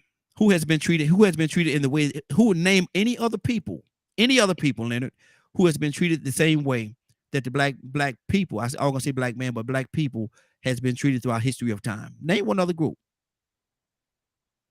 Romans treated Jews worse. Wow. Slaves are slaves wherever they're at. Slaves are to be used by other people. And that's what was happening. Now, how you feel about, my coffee darker than your coffee and all this kind of stuff is a subjective view of slavery. Now, if you want to talk about American slavery, so there's no reality in my question. So basically, what you're saying No, is there's no. said that. Mm-hmm. You said that. Mm-hmm. No, I'm asking you a question, brother. I'm the question asker. I'm asking you a question. Is there any reality in my question? No. Mm-hmm. There's some reality in every question. Mm-hmm. So the notion that, one, like I said, people impose their subjective opinions on different types of phenomena, and they can come up with their own way of believing. Mm-hmm. Doesn't mean that everybody has to believe that way. What happened when what happened when that what happened when you pour fact? What happened when you pour facts into what you're saying is subjective? Facts are just facts. What are you gonna do with them facts? Wow. You create your own narrow, your narrow view of something. That's what a narrative is. You can take one fact and build a whole story about one fact that is not always true everywhere. All the time. So the world loves the black man. We just missing it. We missing it, man. The world loves the black man. The world loves black people. Loves you. If you think that the world loves you, you just as crazy as people who think that the world hates them. So there's no middle ground on this thing. It's just you. Everybody's just crazy. Everybody's just crazy. Either you're gonna be crazy for this or you're gonna be crazy for that. But at the end of the day, everybody's just crazy. Everybody has their own point of view of things. Now you have various conversations that some people would never be invited to because it's not a conversation that goes anywhere, especially when you're trying to solve problems. If you just want to get together and complain, have that type of meeting. And I'm pretty sure people don't mind coming, but those people leave that same meeting just as confused, just as broken as they did when they came. Toy, say everybody is crazy. On the side of activists working to accomplish something, these conversations are just redundant. They produce no fruit. Because if you just want to believe that people hate you because you're black or white, there's nothing anyone can do for you. You'll never be happy because you'll always be what? Black or white. That's why you're miserable. So basically, what I'm hearing you say is just ignore everything that's happening. Just live in this whole come by your world. Forget everything that's happened. Forget everything that's happened to you. It's just a myth. It's not real. No, none of these things really happen. It's just your mind is playing tricks on you. That ain't right, man. Hold on, that ain't right, man. Let her tell them the truth. Let her tell them the truth. Not everybody else. So it just depends on what you choose. You can say all these awful things about black people and look at all the examples where that is not true. I don't care how. Well, again, like I say all the time, brother, we're not gonna paint nothing with such a wide brush. But what I'm saying to you is looking at the fact, and I asked you a question about who has been treated worse, and you gave me your example of what you thought it was. Okay, that's your example. My opinion may be a little different. Hold on, then we stay right there. Don't go nowhere. Let me pull some more people into the conversation, and I'm certainly coming back to you. You can believe that I'm coming back to you. But Rico, what was you saying? He's telling the truth because that is what you did. You did paint it with a wide brush again, even though that might not have been what you meant to do. And see, I think what it is it's not that the world hates black people, but there's a system and an influence that has a domination and I'm gonna say an influence in this world that does put us at the bottom of the totem pole and is targeting us. There are systems in place. Where can the black man go? Where can the black man go? Explain this to me and help me understand, because maybe I missed something. Where can the black man go and find absolute peace, where he don't have to worry about all the other things that he deal with in today's time here in America? Where can he go and find that peace? It depends on what his peace is. I mean, there are people that love black people. You hear people that was in the military say, "Man, we go to Germany and they treat us like kings." You got people that don't come back to America, but they stay where they are because they like the treatment better. They like the way of life better. So I mean, we have to be consistent. We can't go and paint this wide brush and then come back and say we're not going to do it, because there's in a certain aspect with the language that you use. You did paint that wide brush again. You used that wide brush when you said the world hates black people. Well, and the world doesn't. My thing is this right here. My question is, where can he go? The black man go? He or she, the black woman, go and find an absolute peace where she don't have to worry about any of these racism or racist behaviors. Now, I mean, now to your point, nah, come on, man, there's hell in the house too. But to your point, it I may have painted when I said when I said what you just say, hey. Hey, then hey, there's hell in the home too, brother. Tell I'm gonna tell the truth, tell the whole truth. But my thing is this right here. To say the world may be one thing, but at the same time, I know that because I know people. I've done a lot of traveling myself, and I know people that's traveled all over the world, and I know that there's nobody has been in the answer to the one place. They say, well, it depends on, they did pretty much what you did. It depends on what their piece is. They divert from my question and not answer my question directly. I asked, where can a black man go and find absolute peace where you don't have to worry about the racism and all the other ills that he has to deal with here in the United States of America? And everybody says, they never answer my question and give me a physical place. It depends on what his piece is. It depends on what he's looking for. It depends on what, okay, that's beautiful, brother. But my thing is this: nobody has given me an absolute physical place where he can go and find peace that he's looking for.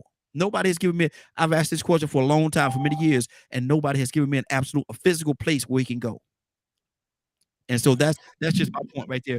Go ahead, Rico. I don't know if you finished your thought, brother. Yeah, I guess you pretty much asking where can we go and not be affected by it. Exactly. Okay, I get what you're saying. Yeah, because you could be in Africa and get affected by it. Exactly. You could be in your home. So yeah, I get what you're saying, man. But that once again, that's clear language. That's the communication thing of actually just having I'm gonna say being precise on what you're trying to get, because sometimes we don't understand the questions. I get it. But based on the way, I just had to think about what you were saying. Yeah, that's a hard one to answer. Where can a black man go and avoid not having to deal with it, period? Exactly. I don't know. And that's my thing right there. Like I said, I've asked this question for many years, man, and nobody has given me a physical place. Maybe we got Curtis with us this morning. Curtis, good morning, sir. How you doing this morning? Curtis? Hey, what's up, Ryan? What's going on, fam? What's going on, man? Sound like you got a cold over there, brother. Nah, man, I'm good. Just tired, man. Okay. Curtis, I asked this question, brother, and I want you to tell me. I want you to answer this question because I have yet in this life that I'm living in got an answer. Where in the world can the black man go and find absolute peace, where he don't have to worry about all the stuff that he have to deal with, racism and all this, all the different things? Where in the world? Give me a physical place where the black man could go in this world and find that peace. I don't know, right? Closet.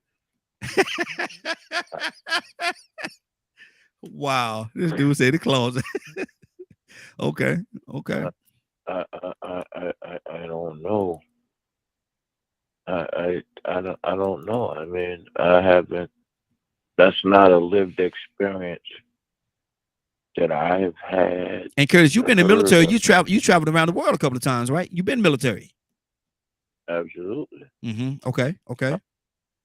There's not a place that I have heard of, seen, or felt as a black man, as a human being. I mean, man, that's a good question. It's a question that a lot of people don't want to hear, but I haven't. I'm sorry, I haven't partaken that as much as I would love to. I haven't been offered the opportunity to partake in that. Wow. And we have Cap with us as well. And I know Cap, he's traveled the world many times over as well. And maybe he can answer this question for me. But Cap, where can a black man go on this planet and find absolute peace? And good morning. How are you doing this morning? Hey, peace to the gods. Hold on, Cap. Before you go, Raheem, did you want to rephrase that question to what you said you meant as far as where can black people go and not be affected by racism? Yeah, let's do it that way. Appreciate that, brother. Question again, my brother. Cap, can you hear me?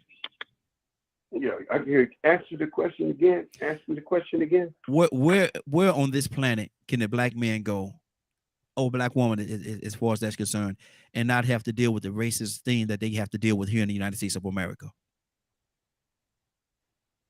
Well, everybody is not in hell, and everybody is not bothered by racism in a specific place. Is very difficult, but to believe there's not a place is to be, as Mike Tyson say, ludicrous. Mm-hmm. There are probably sticks, when I mean sticks of in Africa, in the jungles, in the tribes, deep parts of Africa, where the exposure of racism probably has no effect because they're not in contact with the European, or they're not in contact with that affects their livelihood, which means they're able to provide for themselves without any outside influence. To believe there's not a place on the planet like that is for us to say, come on, man. Now, absolutely, where? There's only one place that you really can be where you're not affected by none of that and have peace, and that's death itself. Mm-hmm. That's it. When you got peace is when you're dead. That's it. Wow. And so I do believe that there is a place. I don't know specifically, but I just believe that God provides his peace to whom he please, when he please. Mm-hmm.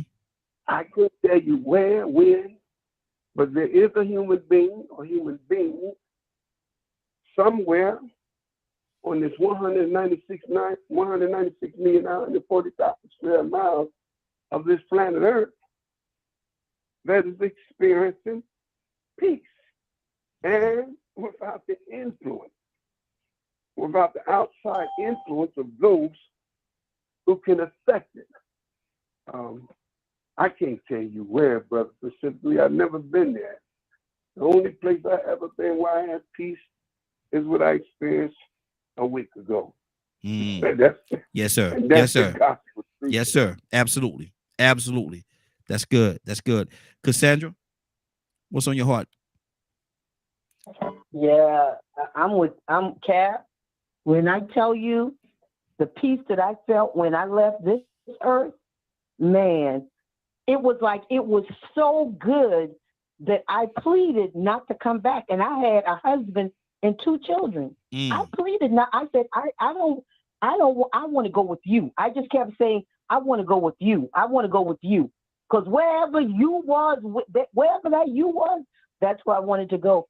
But I wanted to mention really quickly, I saw a documentary the other day, and it was a white guy that went to some deep African area where there was cannibalism practiced for many years, right? They don't do that anymore, but that's what they used to practice. Mm-hmm. And when he went to that village, I mean, these people embraced him. They were showering him like he was, you know what I'm saying? He said that he felt like he was home. And here it is, all these black people, and the women ain't got on no bras, and some of the men, they had nothing covered. They had to, do the little blink out where the little wee was in the bottom. But he said he felt like he was home. That's one thing. We can say anything we want about black people and whatever. But we are some of the most loving and accepting people on this planet. Nobody can tell me anything different. And I want to say to Leonard, when I said about the hate, I'm not blanketing and saying, black people, everybody hate black people. I never believed that.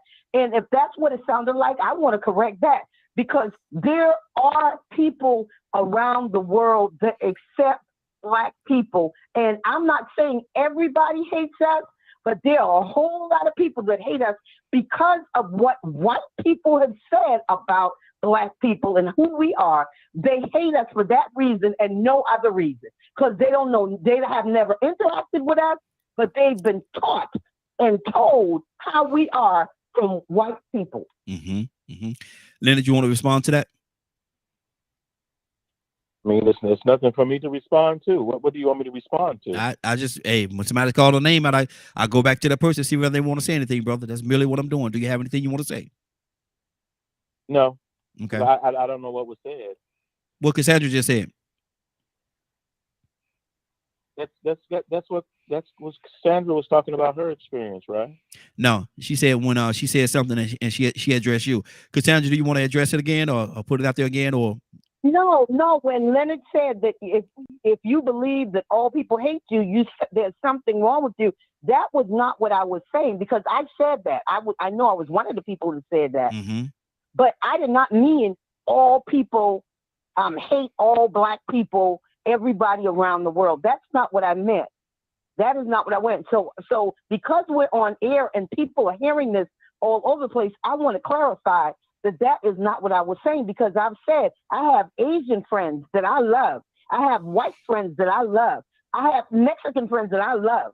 So, it's nothing like that. But I just wanted to make that point clear that, because of your response, that if you believe that, then you're crazy. That's not what I believe, So I just wanted to make that point. I have no response to that at all, because if you don't believe it, you're not crazy. So. Okay, good deal. Kurt, what's on your heart, brother?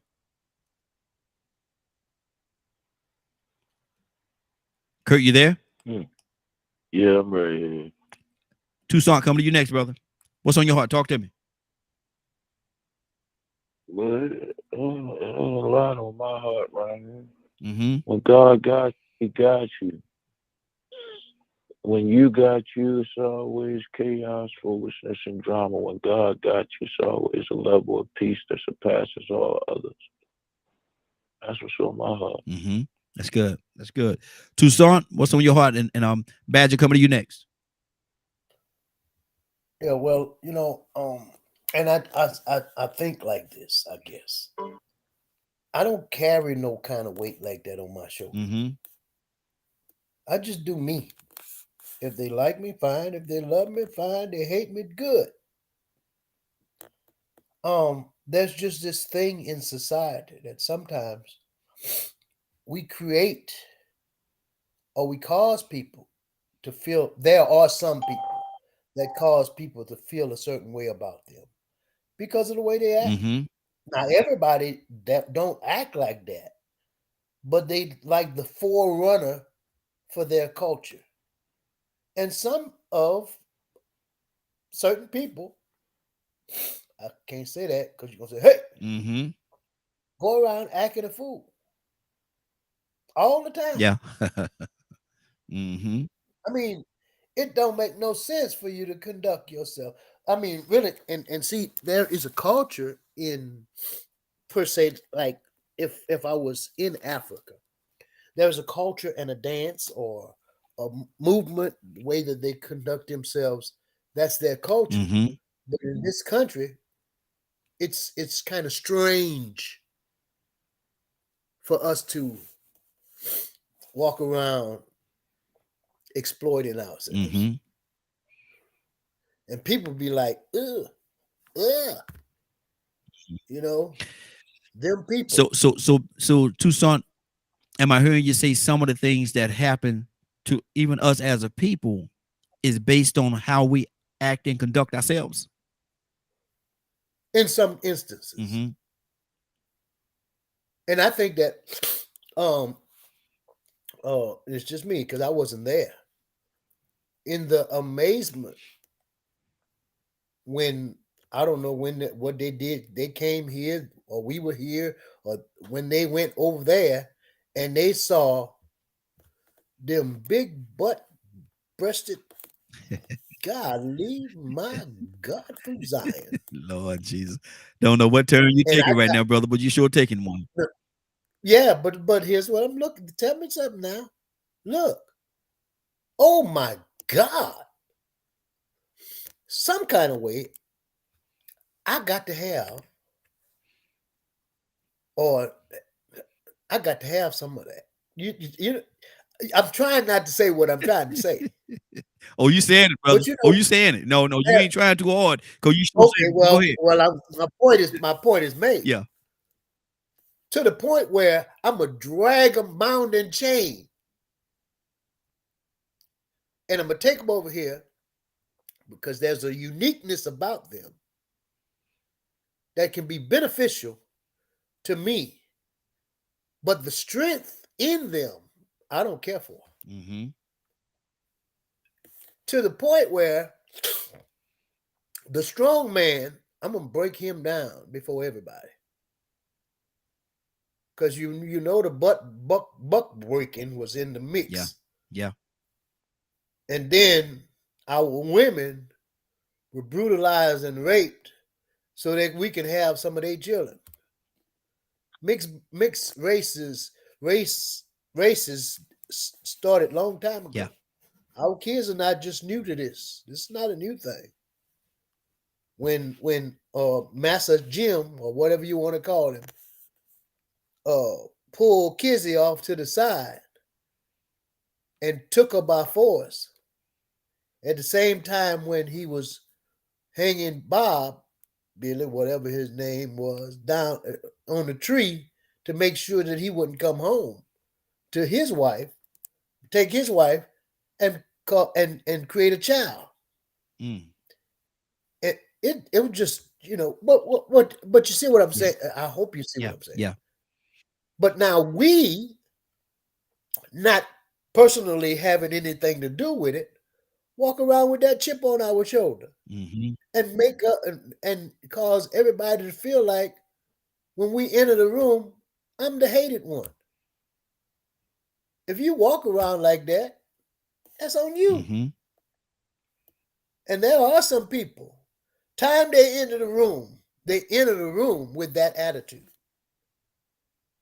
And people react sometimes to the way that you present yourself. Mm-hmm. But if you just come in the room and stand up like a man and a woman, you know what they're going to do? It's just me now. They're going to treat you like a man or a woman and move on. You would hope. You would hope. I would say that. You would hope. Okay. You would hope. Because again with that, I know some examples whereas sometimes we were doing nothing and still became victimized by and like Leonard said, there's wicked people throughout the world, and nobody have the monopoly of being wicked. Nobody have the monopoly on that. No race have the monopoly of being wicked. Could it be possible that you just so happens you just ran into one of those people that carried that type of mentality? But see, my thing is, and to answer your question, absolutely. But at the end of the day, if that wicked person were to take you out, that don't mean you're any less dead. You're still dead by the hands of that wicked person. Yeah, you can go around the corner and be rescued or protected by the same type of another person that looked just like her. The young lady that lied on Emmett Till, and she passed yesterday. Well, good riddance. She passed yesterday. Wow, she passed yesterday, and I would really consider her to be a wicked person because of what she did to this young 14-year-old boy. You heard what I said, and somebody might have said that's wrong for you to say that. Did you hear what I said? What's that? Maybe I missed something. Unfortunately, that was not good and kind for me, Christian fellow, to say good riddance. Yeah. But every dog got his day. Wow. So sooner or later, your actions, you're going to have to meet your maker and answer for it. It's coming. It's going to knock on your door. But my thing was Emmett had no options in that situation. Well, see, now what I'm saying is we think we got all of this thing in control until you no longer the ultimate judge come to play and you stand before him. And now, all the time that you figured that you done got away, you might have got by, but you didn't. Good deal. Let me keep this thing going. Too, Sonka. Me and you be like me and Leonard. We'll play tennis all day long. Let me go to Badger. Badger, what's on your heart, brother? Talk to me. All right. Well, after this, I got to go because my appointment's already started. Okay. I was listening to everything that was said, and one of the things I've had to come to learn with my experiences is that peace has to become a piece of a part of your mind. We're going to come across hateful human beings. We're going to come across biased human beings. There's going to be people that don't like us due to stigma, biasness, color, disability, and so on and so on. I mean, people make fun of folks in a wheelchair. People have this stupid misunderstanding, like I've shared with you guys about me being taught that Black people have more privilege than white folks, or poor white folks specifically. Well, that's a lie. That's nonsense. That's brainwashing. That's illusions. There are times where that sometimes some of these so-called white folks that come across as racist ain't racist. They're angry and confused because they didn't go do research. They come from a place of ignorance, which is quite frequent because you have to do research. And unfortunately, we live in a world where, depending on where I go, I'm going to be viewed as a white American. And, oh, he's coming to take our land. The conqueror. So it affects people across the board in different ways. And that's the part that I do my best to point out is we all deal with different types of what I call isms. And depending on the individual and what race you're from, there are going to be different experiences. Yeah. I shared the other day how the Supreme Court there's a lawsuit going on with someone suing and making a case saying that the Indian Child Welfare Act wasn't constitutional. And if it's deemed unconstitutional, it's going to give our United States government the right to go take Native American children out of our homes again in 2023. Wow. So there's a lot of things that go on that some people absolutely ain't even aware of. If I wouldn't have brought that up, would you have known that? No.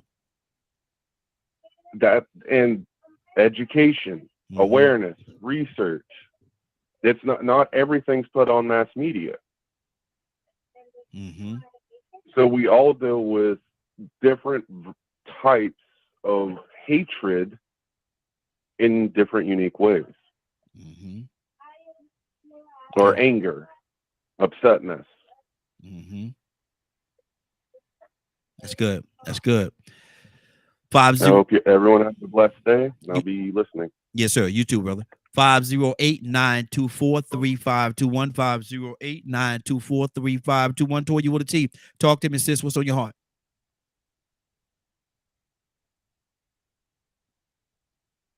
Toy, you there? May have lost Toya. Hopefully she'll be back with us in a second or two. She may have stepped away from a phone. I guess she's actually on a phone. But let me go to our Cap. What's on your heart, brother? Talk to me. You know, brother Ryan, you know what's interesting?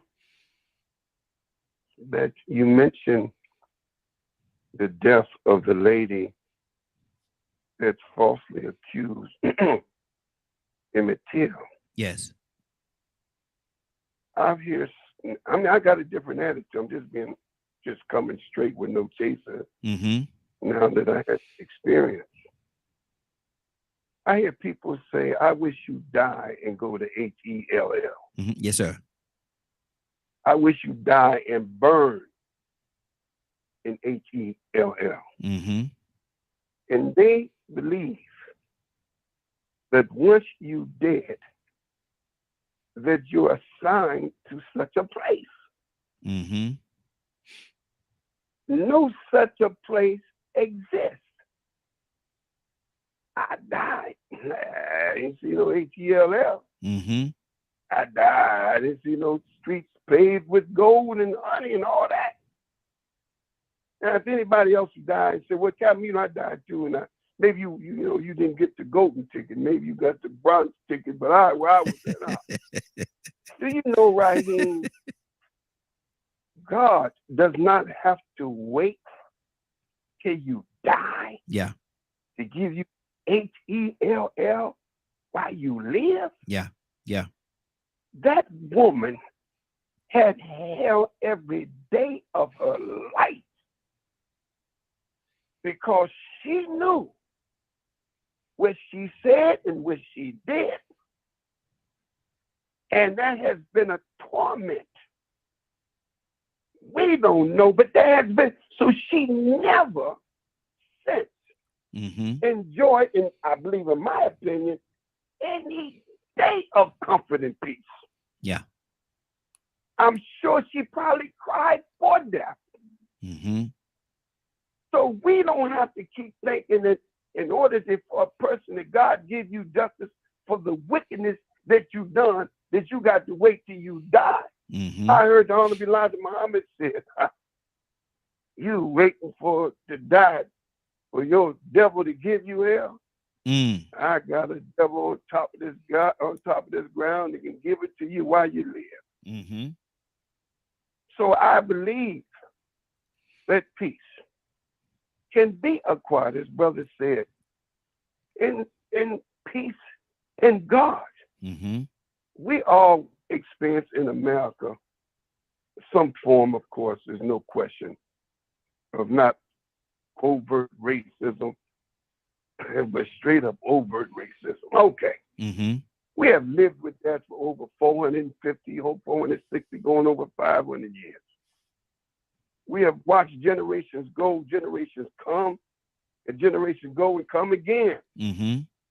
And that kind of attitude still pervades in America. And now the snake's head that starts in one place, its body have wrapped itself all around the world. Racism. That don't mean that all white people are racist. Yeah. You can go to China and find Chinese, racist Chinese. Mm-hmm. You can go to Japan and find Japanese that are racist. Mm-hmm. Racism is no longer limited to white people, but they could be the father of it. They done gave a man made a lot of babies around the world. Yeah. And I hear some people say, well, see, there's some black racists. Well, everybody on his show that's got any kind of intelligence, no, you can't be a black racist. Mm-hmm. Because the key to the very word is having the ability to stop anyone who are different that you dislike with the power of your influence. Negroes ain't got the power to influence nothing, let alone to be able to stop white folks. Mm-hmm. Because I hate white people. I'm over the court. I'm gonna stop you because I hate you. So, I'm not saying that there's a possibility there may be somebody black that has $1 billion, $2 billion that they can use that money to stop. But the reality is it's very difficult, not impossible. Mm-hmm.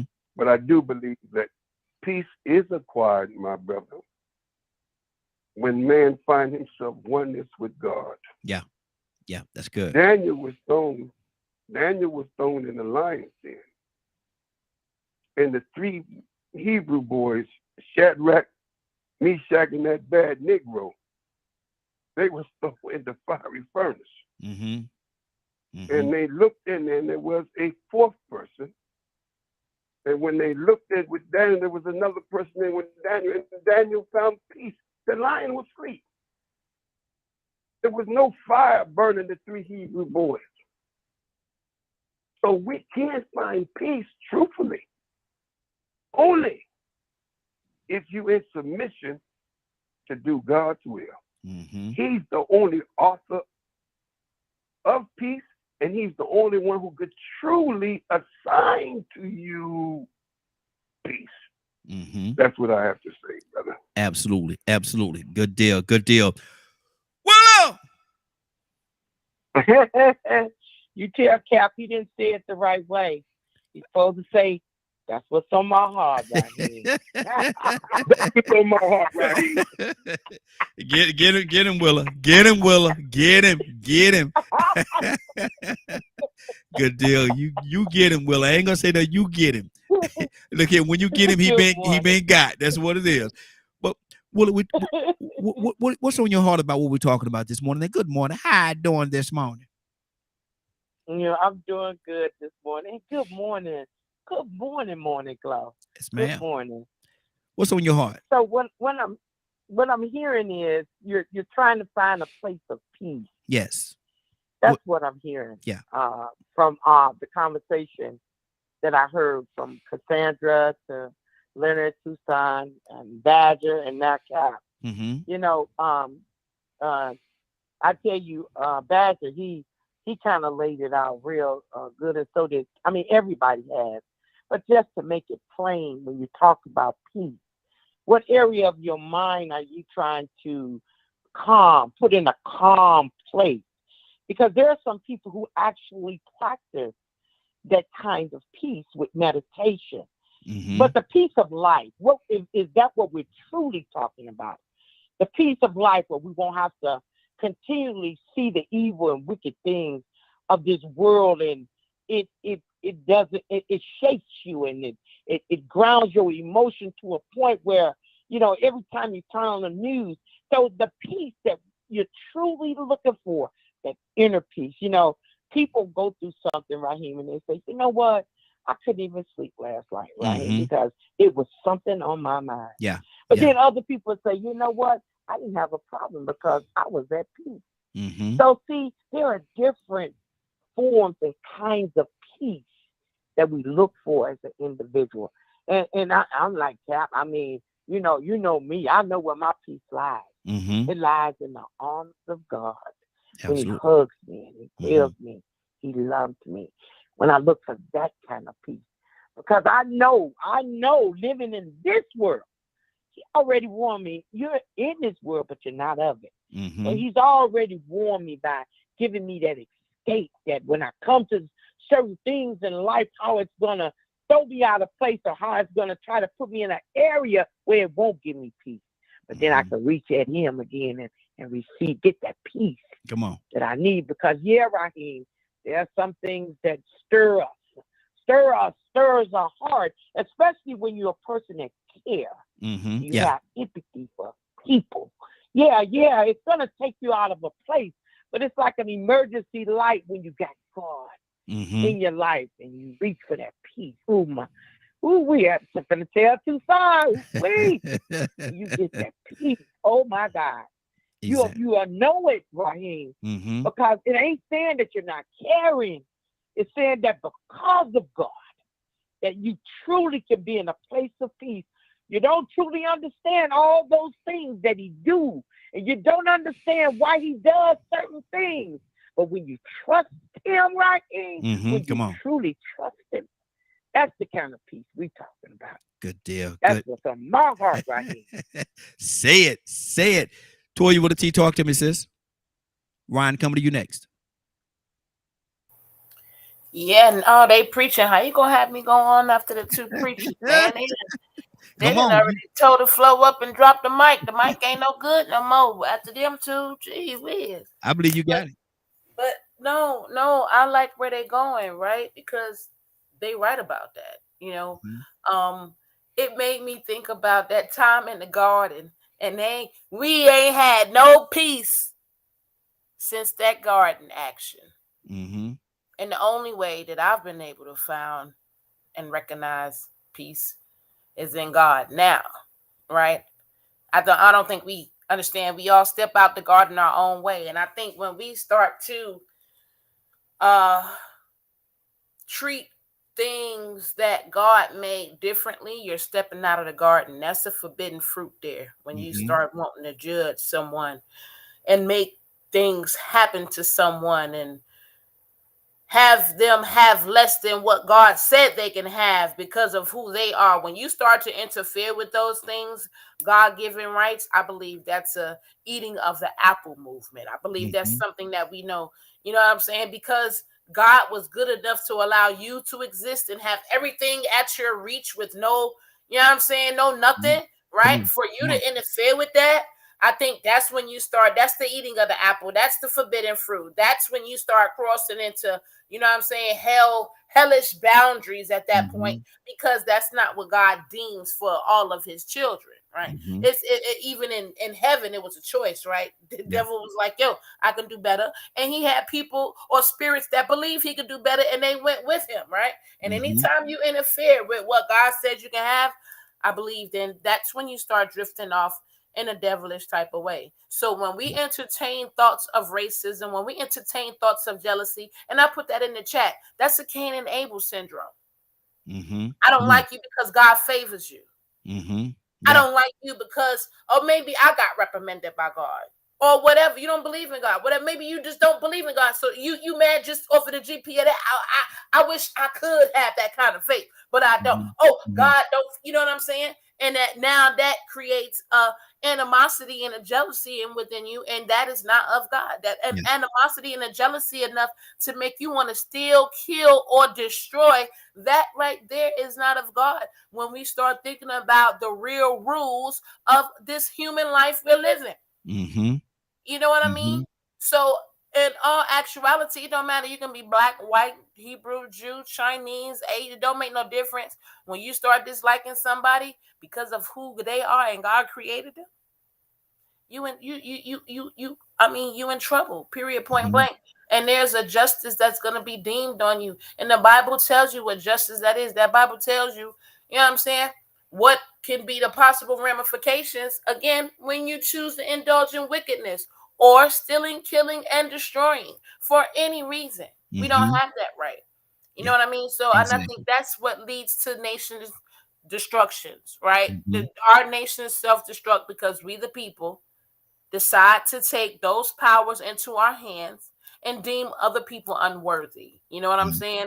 And it might not be me and you, but it's still we humans. We use that power in hellish ways, and we're paying the consequences of it. Period. Point blank. So, you know, I don't know what we gonna do, y'all, but we all got a little racism in us if we step back and really look at it, and we need to get to the root. Yeah, exactly. Good deal. Good deal. Ryan?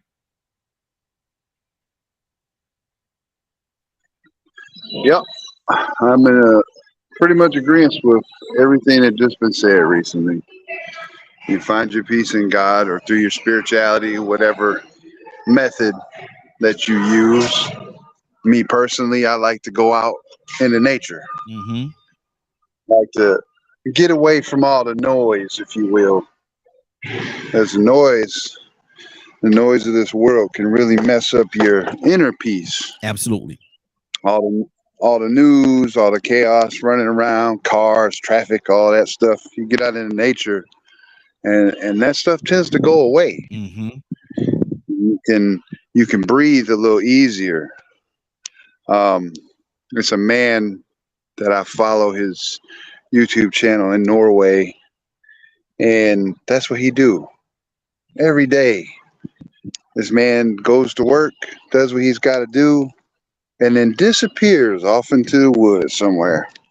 Does his little YouTube video on his GoPro camera. And I've never seen another human being be so at peace in my life. Wow. He talks about real topics and hot button issues, but it's just like, man, you know, you don't really see any angst in him when he speaks. You don't hear it. And it's one of those things I aspire to do myself. Get away from the chaos, get away from the noise, or as Rico called it, segregate myself. Yeah. It's funny though, you know, because I'm not even going to go back to it. We had a place of peace in the conversation right now, and I'm gonna leave it there. That's what's on my heart. Good deal. Good deal. We got a few more minutes before we get out of here. Who I say I'm gonna go to next? Rico, what's on your heart, brother? And then Leonard, coming to you. Man, first let me say, man, I like what Cap said. He went back and reiterated that definition of racism. Mm-hmm. And you know, that's why I try my best to, you know, speak, you know, walk in clarity and consistency.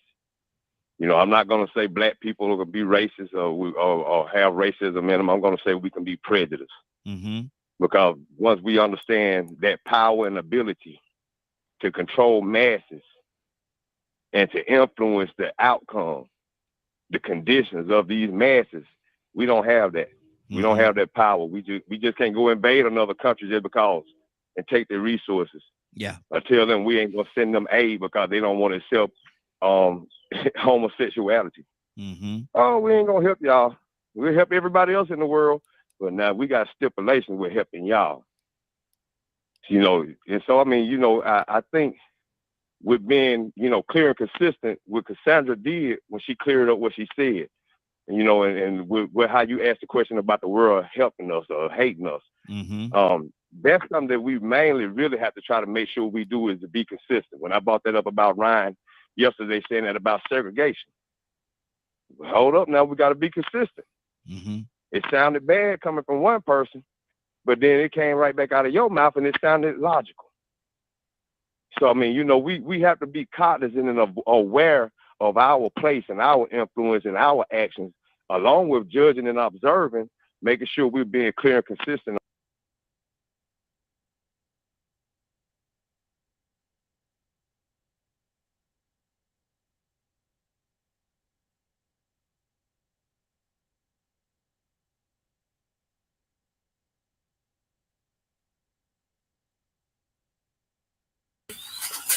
Did we die out?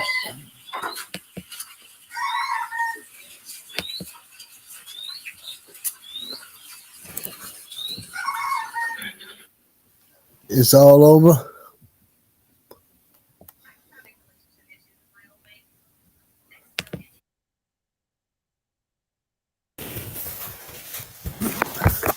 What the world going on? What happened?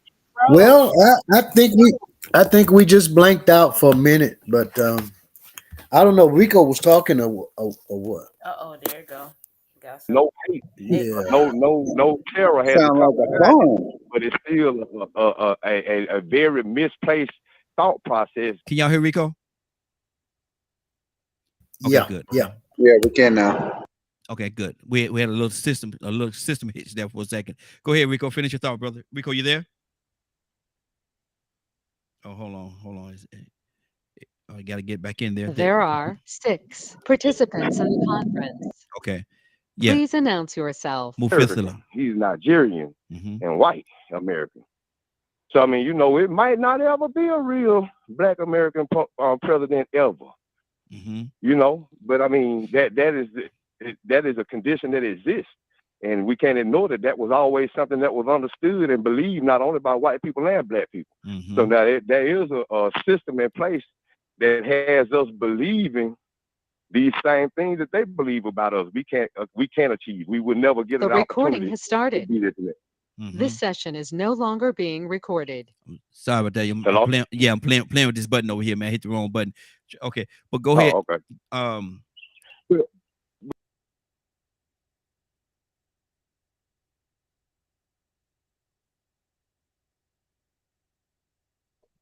Wake up, go to sleep. You don't listen to Leonard. Y'all need to go listen to somebody like Dr. Jane Elliott that can speak it in y'all language, speaking from y'all's point of view and y'all perspective, because she gets it.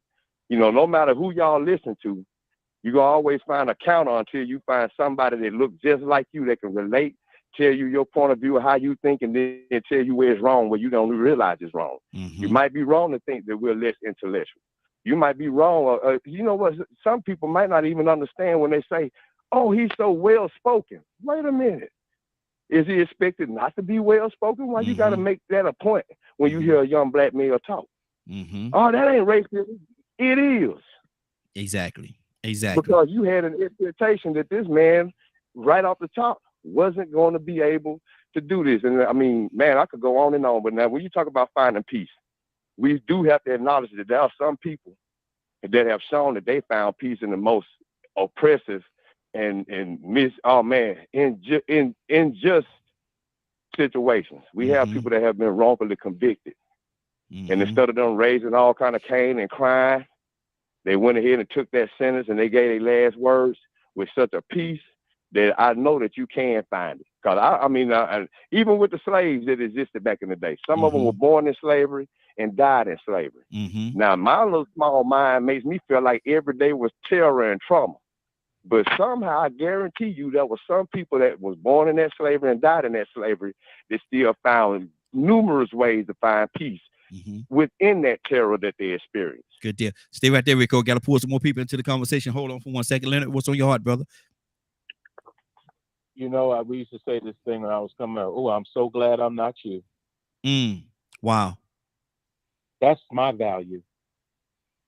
I have value regardless of what anyone else says or does or what they believe. If you carry around with you that black people ain't nothing, that black people are always less than, have nothing, ain't gonna never be nothing, and always empowered and the underdog, you can have that. There's no heaven I even want to sit next to you in with that mentality. Because it is not the truth. If you continue to perpetuate white supremacy when you at home by yourself, something wrong with you. It ain't everybody else's fault you feel like that. It's your fault. Real men don't bow down to this foolishness. Even a good Muslim knows. Even a bad Muslim knows. So heaven and hell is what you make it. Like Cap said, you ain't going nowhere. Where you think you going? What makes you think it's some place where ain't nobody doing no wrong at nowhere and you just gonna get to sit around and enjoy that? Where you think you going? Who you think you are? Stop carrying around these feelings. You can go to a place where nobody even concerned about your race, and guess who brought it there? You. You brought it into that room. You made it a priority in that room. That was your choice to do that. This is why don't nobody want to talk to you. Can't nobody have a conversation with you. And it's a waste of time to give to someone who thinks that way. Wow. Okay. Cassandra, what's on your heart?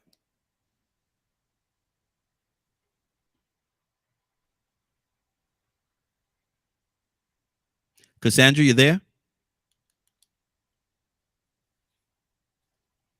Okay, Cassandra may have stepped away for a second. Cap, talk to me. Man, I like what my brother, Dr. Leonard, said. He's absolutely right. I lived over in the UK for a year, right? And I've never thought that I would see whites and blacks intermarriage in an interracial couples or an integrated society where race is not an issue.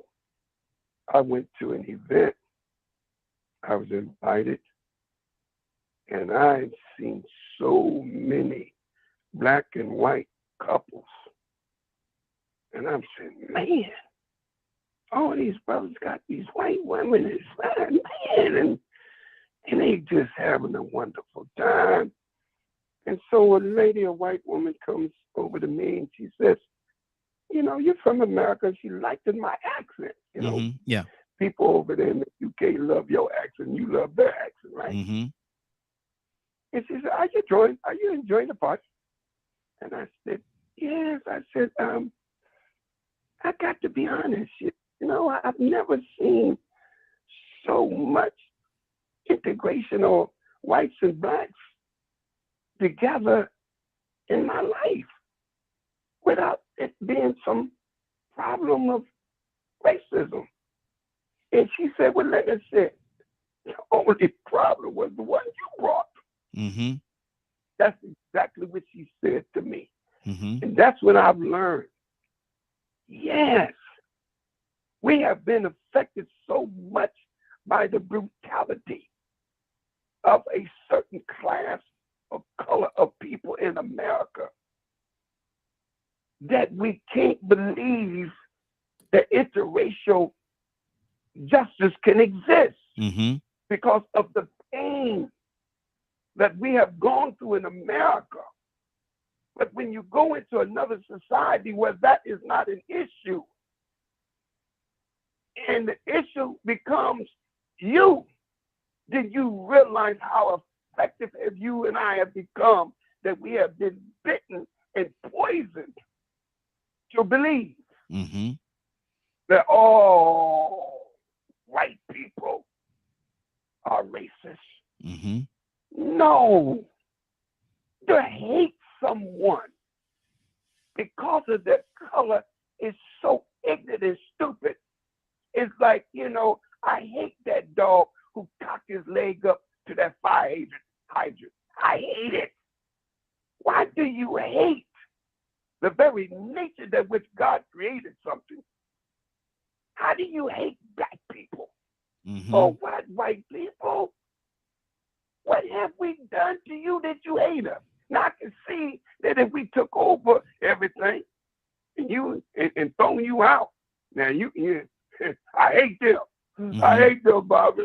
They came in and took over. And we were living on top. Now we on the bar. I hate those people.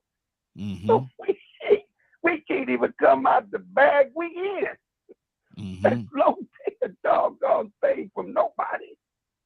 It's ignorance. Man is fighting ignorance. And I want to say this, Raheem, because this has been on my mind for the last week since my experience. I want to say this.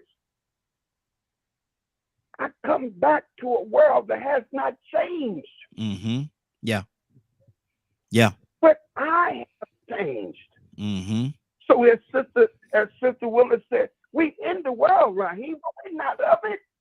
I'm not of it. Exactly. I'm no longer associating myself with the things that are displeasing to God. But what do I do, Allah? What do I do, Lord? What do I do, Jehovah? What do I do, Jesus? You brought me back. You could have left me where I was at. Hey, nothing venture, nothing gain. But I'm back. And I'm back, what, to testify? Am I back to sit on the sideline and just watch the show go on? No. God is letting me know I do have the ability to bring about some quality of change. Whether somebody else may not believe it, but I believe it because he brought me back for a reason.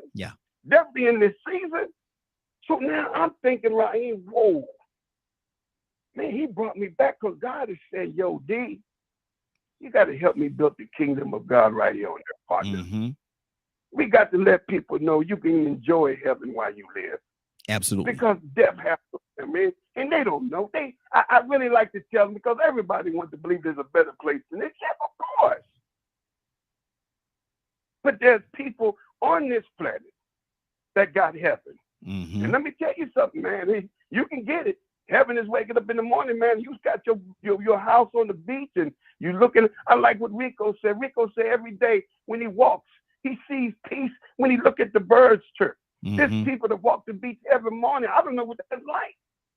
There's people, man, that can eat from the fresh water and fruits. I don't know what that's like. There's people, man, that just enjoying nature, like Ryan said, going out there. You do it, Raheem. You know how peaceful it is when you fishing. You people, man, your mind ain't on, man, I got to pay my bill. My electric's due when I leave. You willing that big old bass fish. You ain't. So truly, we can't accomplish it. Now, I may die, but there's a lot of people that died of things they created that we are enjoying from the fruit of the labor that they're no longer here to enjoy it. But we enjoying it. Good deal. So I got to put my work in now. Absolutely. He got to do it and go on when God called me again. And then somebody going to enjoy somewhere, the peacekeepers 10, 20 years from now, it's a big institution and worldwide, and people, hey, I don't know. But you know what? We're enjoying the fruits of somebody's labor as we speak.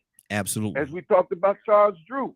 He created blood plasma. But then when he got in an accident, he bled. They wouldn't give him blood because he was a black man. But if it wasn't for Charles Drew, so you got a seatbelt. Why we got a seatbelt, Raheem? Because somebody died without one. Exactly. So everything that we have moved to advancement, somebody had to die in order for us to admit it. Exactly. We go to war. I don't want to die in the war. I want to enjoy the benefits of conquer. Somebody had to die. All right. Look, all right, preacher. All right, preacher.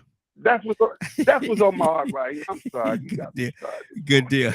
Good deal. Let's keep this thing going. Who we got? Oh, Shanavia. Good morning, young lady. How you doing this morning? Good morning, y'all. I'm good. How y'all doing? Hey, doing good, doing good. Since had you listening in for a minute, wanted you to get the gist of what we're talking about. So what's on your heart right now?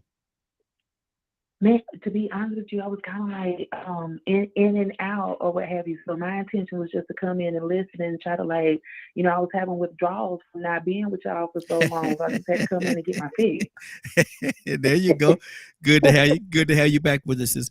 We're talking about well, I asked the question, where can a black man or woman in regards to that as well go on this planet and find absolute peace? Well, he ain't got to worry about racism, or he or she ain't got to worry about racism or being treated the way that we have been treated here in America. Where can we go? Oh, okay. I understand. I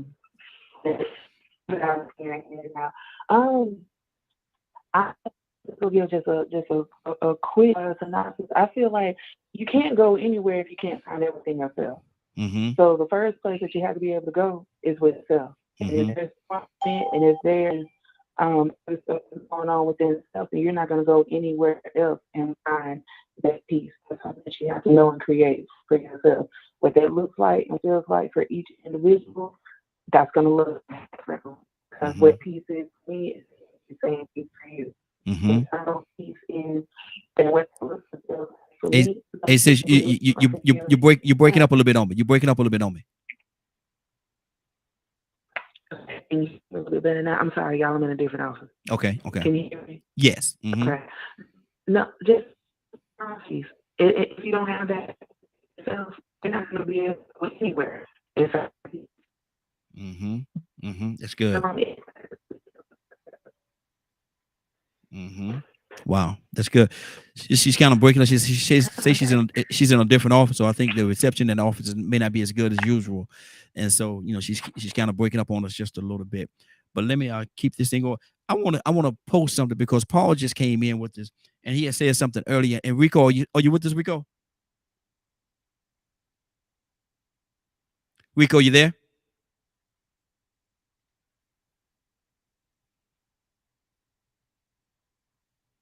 Okay. Well, Paul commented something earlier, and the reason why I went to Rico is because I think it was based on something that he said, but I'm gonna make sure he clarify what it is. I'm gonna read what he said. He said, sounds like a double standard to use a different definition with whites and black individuals. Paul, what did you mean by that, brother? Good morning. How you doing this morning? Hey, good morning. I'll answer that, but real quick, I just want to address the original question about where can black people go to find peace. Not being black, it probably can't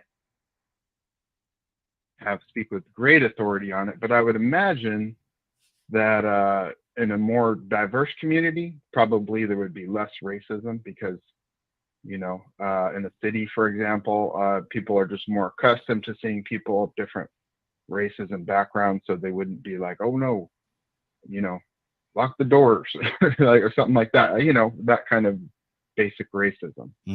But other people touched on really good points. Peace is a state of mind. I'm a mixed race person, so I've dealt with racism from various sides.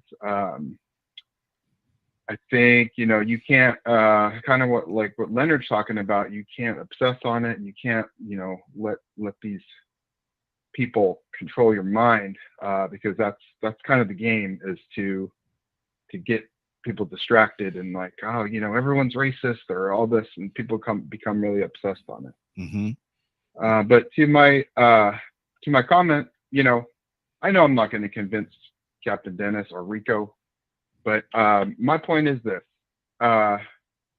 it's just harmful. I think that talking point about, black people can't be racist because we don't have institutional power and all. I get it. I understand what it means. But look, I've just seen so many examples of people who will take that talking point, black individuals, and they'll do something or say something extremely racist, extremely hostile, and they'll be like, "Oh, I'm not accountable because I can't be racist." I've heard this so many times. So you think they use that as an scapegoat? Go ahead. You think they use it as as a way of escape? Yes. I mean, I can point to so many examples in my own life and things I've seen online. So yeah, what black people don't have the institutional power generally that whites do, but I just think that that talking point is damaging race relations. I mean, I'm not saying that's the biggest issue. There's plenty of issues, what white people do, all different groups of people do, but that is just one. Mm-hmm. So I would, if anybody wants to dig deeper into that, I'd like to have a conversation on that topic, instead of just throwing out talking points. But I think if we want to understand each other and have peace, and we need to have similar standards. Mm-hmm. Okay. Cassandra?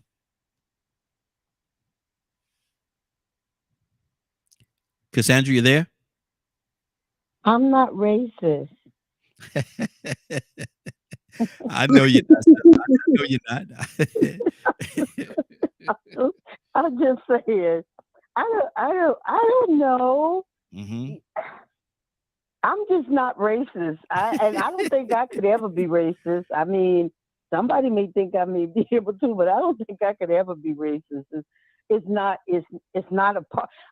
Most black people, I'm gonna go back to black people. Most black people, we don't have that capacity. We don't do like that. We don't think like that. And can I give you a good example? And I've used this example before. When a white person moves into a black community, I'm 64 now.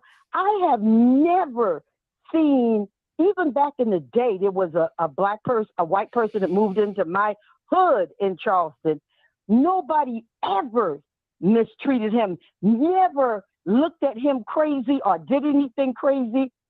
So I don't know. It's like, for most of us, that's not even in our DNA to be racist towards somebody. We're very accepting people. I'm just saying. Yeah, exactly. And that's what's on my heart. I mean, Good job. Rico, you back with us? Yeah, I'm back, man. Talk to me, man. Talk to me. What did you just hear? Well, once again, I hear we blurring the lines between what racism is and prejudice and bias and discrimination. And so now we hear an acknowledgement that we cannot implement racist institutions and systems. We don't have the power. And then we hear the word, but y'all still say racist stuff. See, it's a big difference in saying racist things and having racist beliefs, but then being able to control masses with an agenda, to implement it and say it was a war on drugs, but it really wasn't a war on drugs. It was actually to take the black man out of families. Have we forgotten that? I can't think of one black person on this planet or in the history of man that could create a war on drug system through the government with the intention, admitted intention, through their government system and institution and laws and legislation to target black men, just like they did with crack and cocaine laws. Come on, man. Yeah, everybody got some prejudice in them. But this thing what you acknowledge that we don't have is so much more powerful than just a wish and a hope and a thought. It's so much more powerful. It's so much more impactful. It has so much more influence on the conditions of the way people live physically and mentally. It affects some people's spirits to the point where they have to go somewhere deeper and find peace. They have to go above and beyond and take being spit on and have bottles and glass thrown at them, from Mississippi to Alabama to Coweta County, you name it. Yep. They have to endure a whole lot of different things. It is a whole lot of different things coming to work. Now, don't get me wrong. There are all black people that do certain things to white people. They say, I do it because I hate white people. And ain't nobody justifying that. There might be a reason behind them hating white people. Christopher Dorner could tell you. There still was something. I mean, I ain't going to say it's every black person. But most of the time, if a black person does have that hate in their heart for white people, it's because of what white people did in the past. It ain't just because. Oh, man, I just seen the prettiest bird. Goodness gracious. It ain't just because. It's because of consequences. It's because of conditions that existed and were created that people had to make as their norm. I said a second ago, there were people that were born in slavery and died in slavery. My modern mindset can't comprehend that. But logic is telling me now that somewhere in that, people made the best out of it and made some peace and found some peace in that dysfunction, in that dysfunctional condition that they were forced to live in. With their God-given right taken from them. They still found some type of way to find peace and comfort and to know that there might be something better after this. Wow. You know, so there is a place you can find peace. I mean, you know, I've seen wrongfully convicted people get that needle. And they were unhappy, played their case to the end, but they didn't cry, boo-hoo, raise no saying or cuss or nothing like that. And then all of a sudden, after they get executed, they get exonerated for the crime. That had to be a lot of peace for a person to sit in prison on death row for crimes that they didn't commit. Exactly. You know, so yeah, you do adapt in your oppression and your oppressive conditions. It can happen, but it takes a special strength or maybe even a mind manipulation. I don't know what it takes to get to that place where you can find peace, you know what I'm saying, in your despair and in your oppression. But, you know, let's keep it consistent, man. You know, this racism, that, I mean, you admitted that racism is a system that we can't implement. But we do understand that we can be prejudiced. I mean, I'm not going to ever deny that black people can't be prejudiced. Good deal. Good deal. Keep this thing going. Cap, what's on your heart? Man, I mean, Rico, my man, you, brother, you laid it. Listen, Paul, you used a statement that kind of put me and Rico into a bag that we can't understand you or adjust to the reality of the world moving on past our understanding. I really think that was a bad category to say Rico and Dennis won't maybe. No, don't put us in that bag. However, I want to say this to you. Rico made a very good point. To be a racist and to say racist things are two different things, man. I think I've always known there's some black people. Hey, Hunky, you Peckerwood cracker. You would say that's a racist. No, that's somebody that's prejudiced. But if I'm a police officer and I'm a black police officer with power and authority, and I got a problem with white people, I got a problem with gay people, I got a problem with old people, and I pull you over, because I got power now, and you white, and I got issues, then I pull you over falsely, said a lie, your light tail light, and it wasn't, and you made a lie, you wasn't, and get out the car, and then tow your car, and then say it to your face. I don't like you because you're white. And that's why I'm doing it. That's a racist. Because he had the power to take something from you or the power at that particular time over you. Do these kind of people exist? Paul, they sure do. But Cassandra said it. It's just in the nature, whether you want to accept that or not, we did not bring white people into slavery. We did not torture white people. Did some black people make that? I don't know, maybe. But that's what we're talking about. It didn't act like, there's some that's, no. You may have somebody call you a cracker in your school days, maybe punch you in your nose, Paul. But that does not reflect the very nature of a people. And that's what you said. You said something the other day, Paul, where the language, we don't want to use the language because, we don't want to, make people be reminded. See, what the fear of white people is this. See, if we remind black people, especially today's youth, and we constantly show them what happened to us in the slavery and the horrors of slavery, they're going to get angry. And the fear is they're going to get angry and say, man, they did this to us, man. Man, let's burn this. That's the fear. So you keep the language down. We don't want to get them angry because if they really see, so let's not talk about it. That's the fear. That if we talk about it, in those today's generation who's already violent on themselves, understand the true horror of what slavery had done to their forefathers, so they're going to get mad. They may not be mature enough to keep that anger and turn it into some positive activism, but they may get that out of that anger, cause them to harm white people. That's the fear. I understand that. But they said that the worst atrocity, I looked at the news the other day, they're dealing with the Holocaust because there was somebody found some pictures that goes way back that happened to show the Holocaust. They said one of the worst atrocities in the world. That's not the worst atrocities in the world. Who can define that? Who said that's the worst atrocity for Jewish people? Yes. But it's not the worst atrocity in the world. What happened to us is the worst atrocity in the world. Wow. So no, Paul, I think there are people who could, but hey, man, they're such a small number, man, that we don't even put them on the scale. Good. That's what's on my heart. Right? Good deal. Voila! Raheem. Yes, ma'am. Talk to me. Talk to me. Raheem, when you talk about dislikes and evilness and prejudice and all that, people dislike for certain reasons. People have a right to make their own choices in life. We know that. And we know one thing, that hatred, that racism is taught. That's taught. That's something you're not born with. It's taught through behavior and things, the things that people see in this world.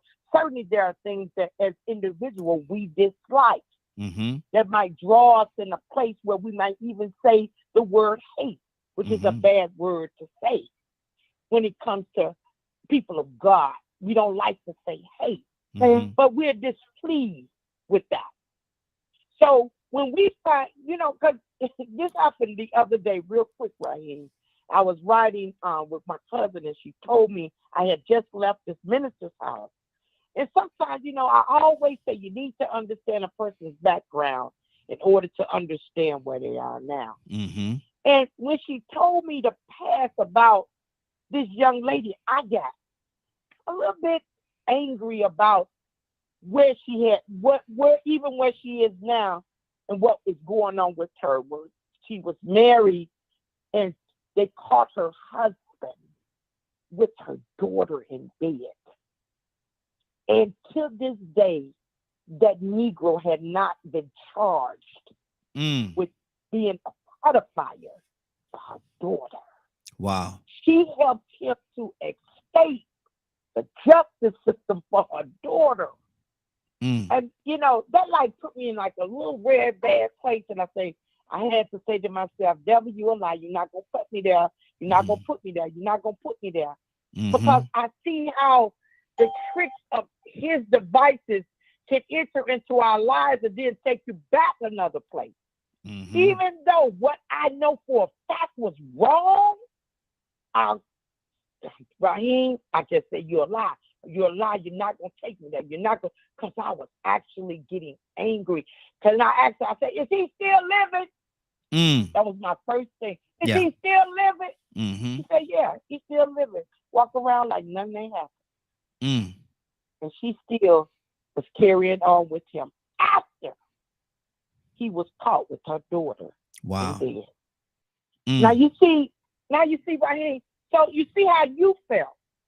Now I was right there with her, and I know she's right now in the place where she even is saying that she's a minister and blah blah blah blah blah blah. But it kind of made me diminish just a little bit about her place where she is right now. So that kind of made me angry with myself, because I'm saying, well, certainly if God changed me, he can change her. So I'm like Rico. Sometimes I got to come back and say, you know what? I'm sorry, because right then and there, I was being hypocritical. So when you can have that conversation, I said that to say, when you can have that conversation with yourself, and then you don't allow it to grow, to nourish it, you disregard it right then and there, then the enemy can't take you to a place where you become a racist, or you become hatred, or you become disliking about something that you can't change. Wow. And that's what's on my heart, Ryan. Good deal. Good deal. Ryan, what's on your heart, brother? Cassandra, coming to you next. Yeah, man. That's some great wisdom from Willa, for real. I can remember back to a time with the things that and Rico and I did this before too. It had been very easy for me to become a racist individual with the things that I had to go through as a child from my stepdad and schools that I went to.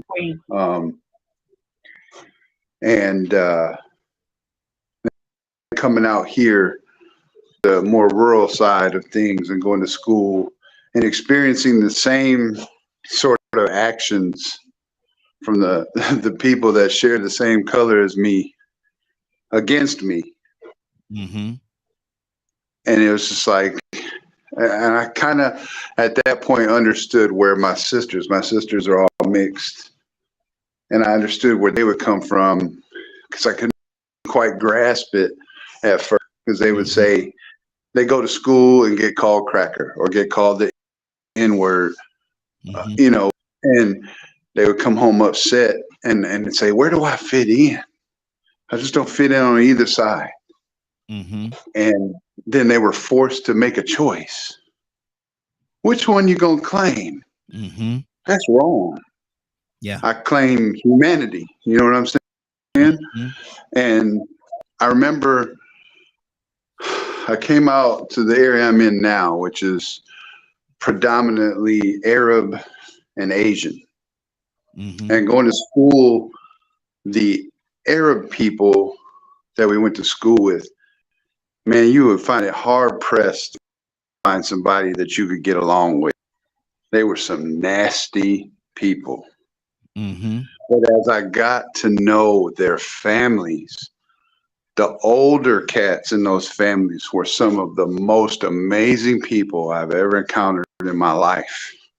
And so I say that back to what Cassandra was saying.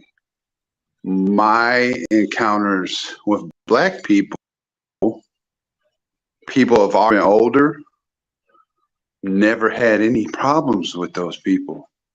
I never had any sort of unwelcome vibe when I was in their house as a child. I'm talking, you know, when I was a child and a teenager, and they were in their 40s and up.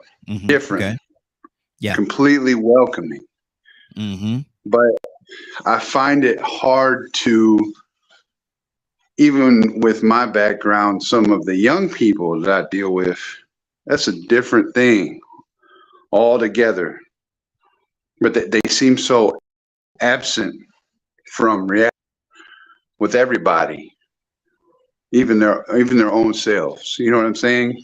Like, and that's something I'm trying to learn, because I feel like not just me, but a lot of people that I associate with, we have so much to teach these guys and gals about life, but they just don't want to hear it.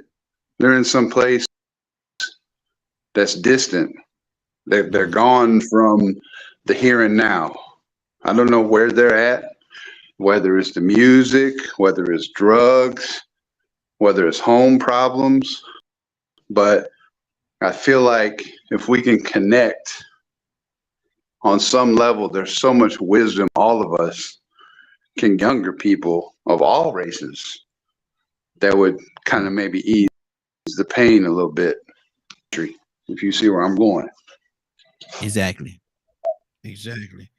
Wow. It's about time for us to get out of here. Let me see. I got a few more people. As a matter of fact, Queen, good morning, young lady. How you doing this morning? I think she just hung up. Cassandra, what's on your heart? I'm here. Okay. Good deal. Good morning. How you doing this morning? Good morning. How are you? Good deal. I was hoping that it wasn't at the end, but I guess I came in on the end. Yeah, we're about to get out of here. But you been listening for a minute? Yeah, I was listening. He was talking about how people feel far as school, and are we talking about now, or are we talking about back in the day? Well, actually, what we're talking about is where can the black man and the woman go on this planet, and not have to deal with racism or the way that they've been treated here in the United States of America. Where can he or she go? Really nowhere. It seems to be everywhere. The hatred that is displayed towards people of color, it's everywhere. Why, I don't know, but it is everywhere. I wish it wasn't like that, but I don't believe there's anywhere you can actually go that it's not displayed, or it's not displayed by thy own. Wow. It's not just the other cultures. It's ourselves that need to change the frame of mind that we are all good enough. And that we can all stand up for each other and say we're good enough. I actually, in my line of field, just the other day, I had 2 Caucasian women that came to my office, and they came in for jobs. And by the time it was over with, we had them been sitting there for 2 hours talking. Yeah.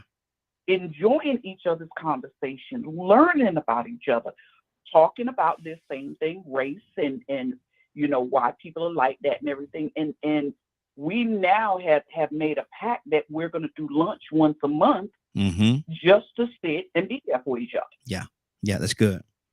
And it made me feel good, because me as a woman of color, I was like, wow, they're relating. They're in an honest manner.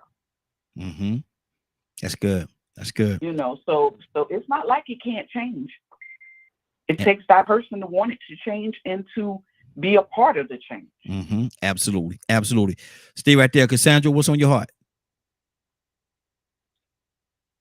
I love everybody. No, that's just, I'm good. I'm loving everybody. I'm loving with the conversation. And who was that just got through talking? Queen? Yes.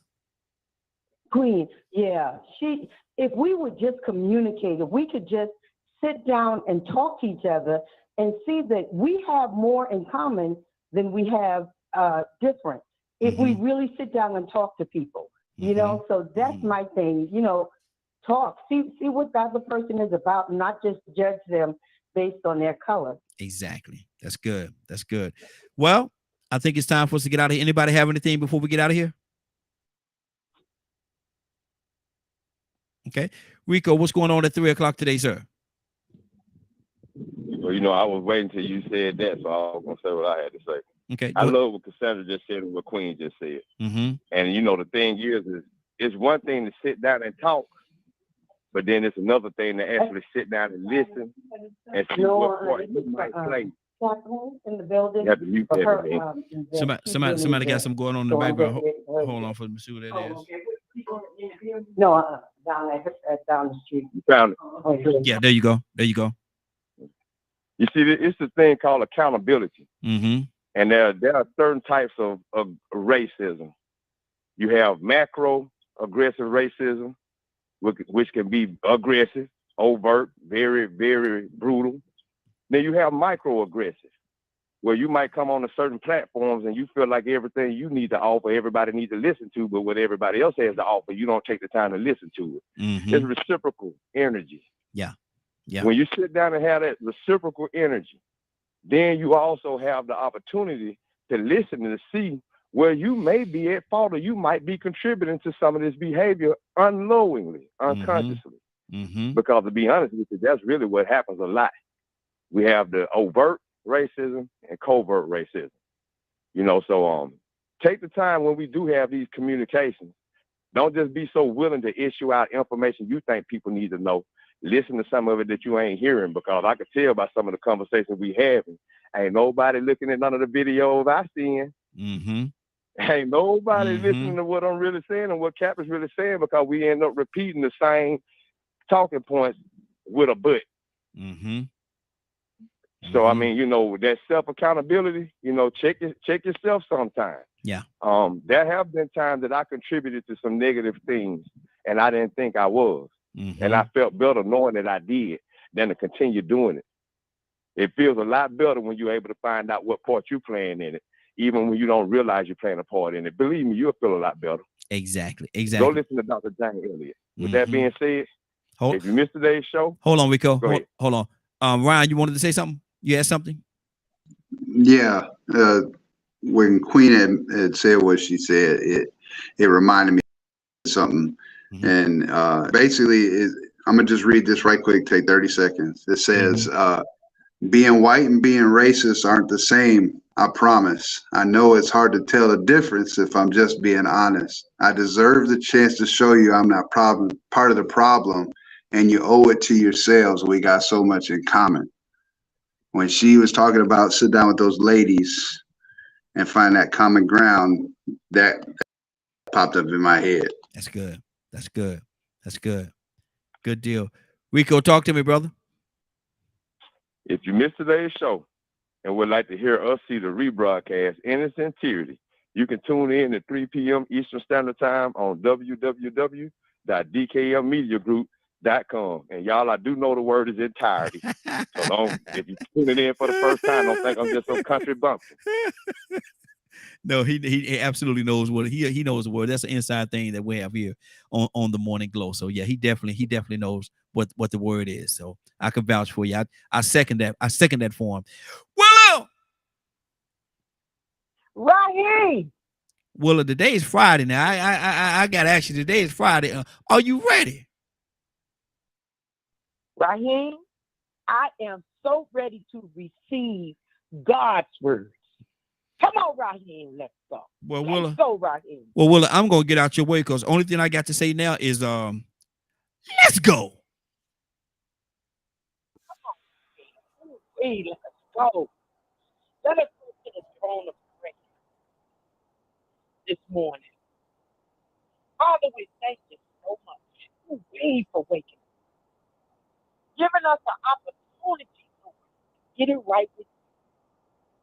We thank you, Lord, for keeping us while we slept. You protected us. Father, we thank you so much for your word, Lord. Father, we're thanking you in advance, Lord, for placing your wonderful power, your protective peace in our lives, Lord. Father, we thank you for it. We are so grateful, Lord, that you have placed it right there at the front of our hearts, at the front of our minds, Lord, that we'll not give that enemy access to our emotions, and it'll keep us from his lies, his accusation, his torment, his darkness, Lord. Oh, Lord, we thank you. Thank you for being right there at the front where you keep that enemy out of our lives, Lord. Father, we thank you for that wonderful and powerful protection, Lord. Father, we thank you for the truth of the word that proves itself over and over and over and over again in our lives, Lord. Father, we thank you. We thank you, Lord, for the mercy and the grace that you give us, even when we don't deserve it, Lord. for giving us hope, Lord. When the enemy tries to tell us that there's no hope, Lord, Father, we believe and we trust your word. We trust your word when that doctor says that there's no more that he can do, Lord. We trust you, Lord, that you said that you'll continue to give us the peace that surpasses all understanding and that cast our cares on you because you care for us.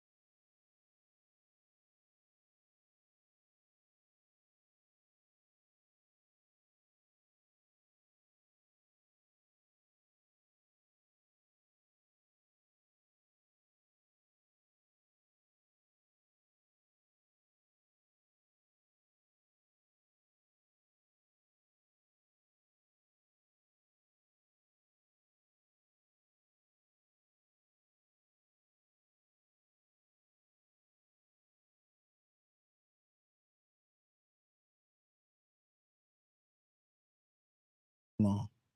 Okay, there you go. I don't know what's going on my screen there, but we covered a lot today. I want to thank everybody for joining us. And more than that, what time is it first before I do that? It's 10:17. I want to thank everybody for joining us. And more than that, I want to thank you for allowing DK and Media Group and Associates and the Morning Glow for being a part of your day. It is now 10:17. You're about to exit the Morning Glow, but before you go, I want you to do me two favors, if you will. One, I want you to continue to pray for us, because we are certainly praying for each and every one of you. Number two, why this is real simple, I want you to go out there, find somebody, and give them a hug, because you never know. It could be the only hug that they get, or it could very well be their last. Love you, and ain't nothing you can do about it. Have a great day and a better tomorrow. Then we shine some of this light on you from the Morning Glow.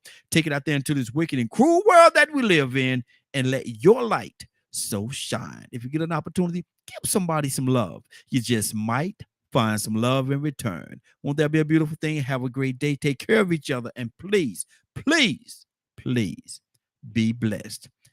Give somebody some love and truth. They would appreciate it, and I'm sure that you will as well. Have a great day. Love you. Take care of yourself. See you Monday morning. God says the same.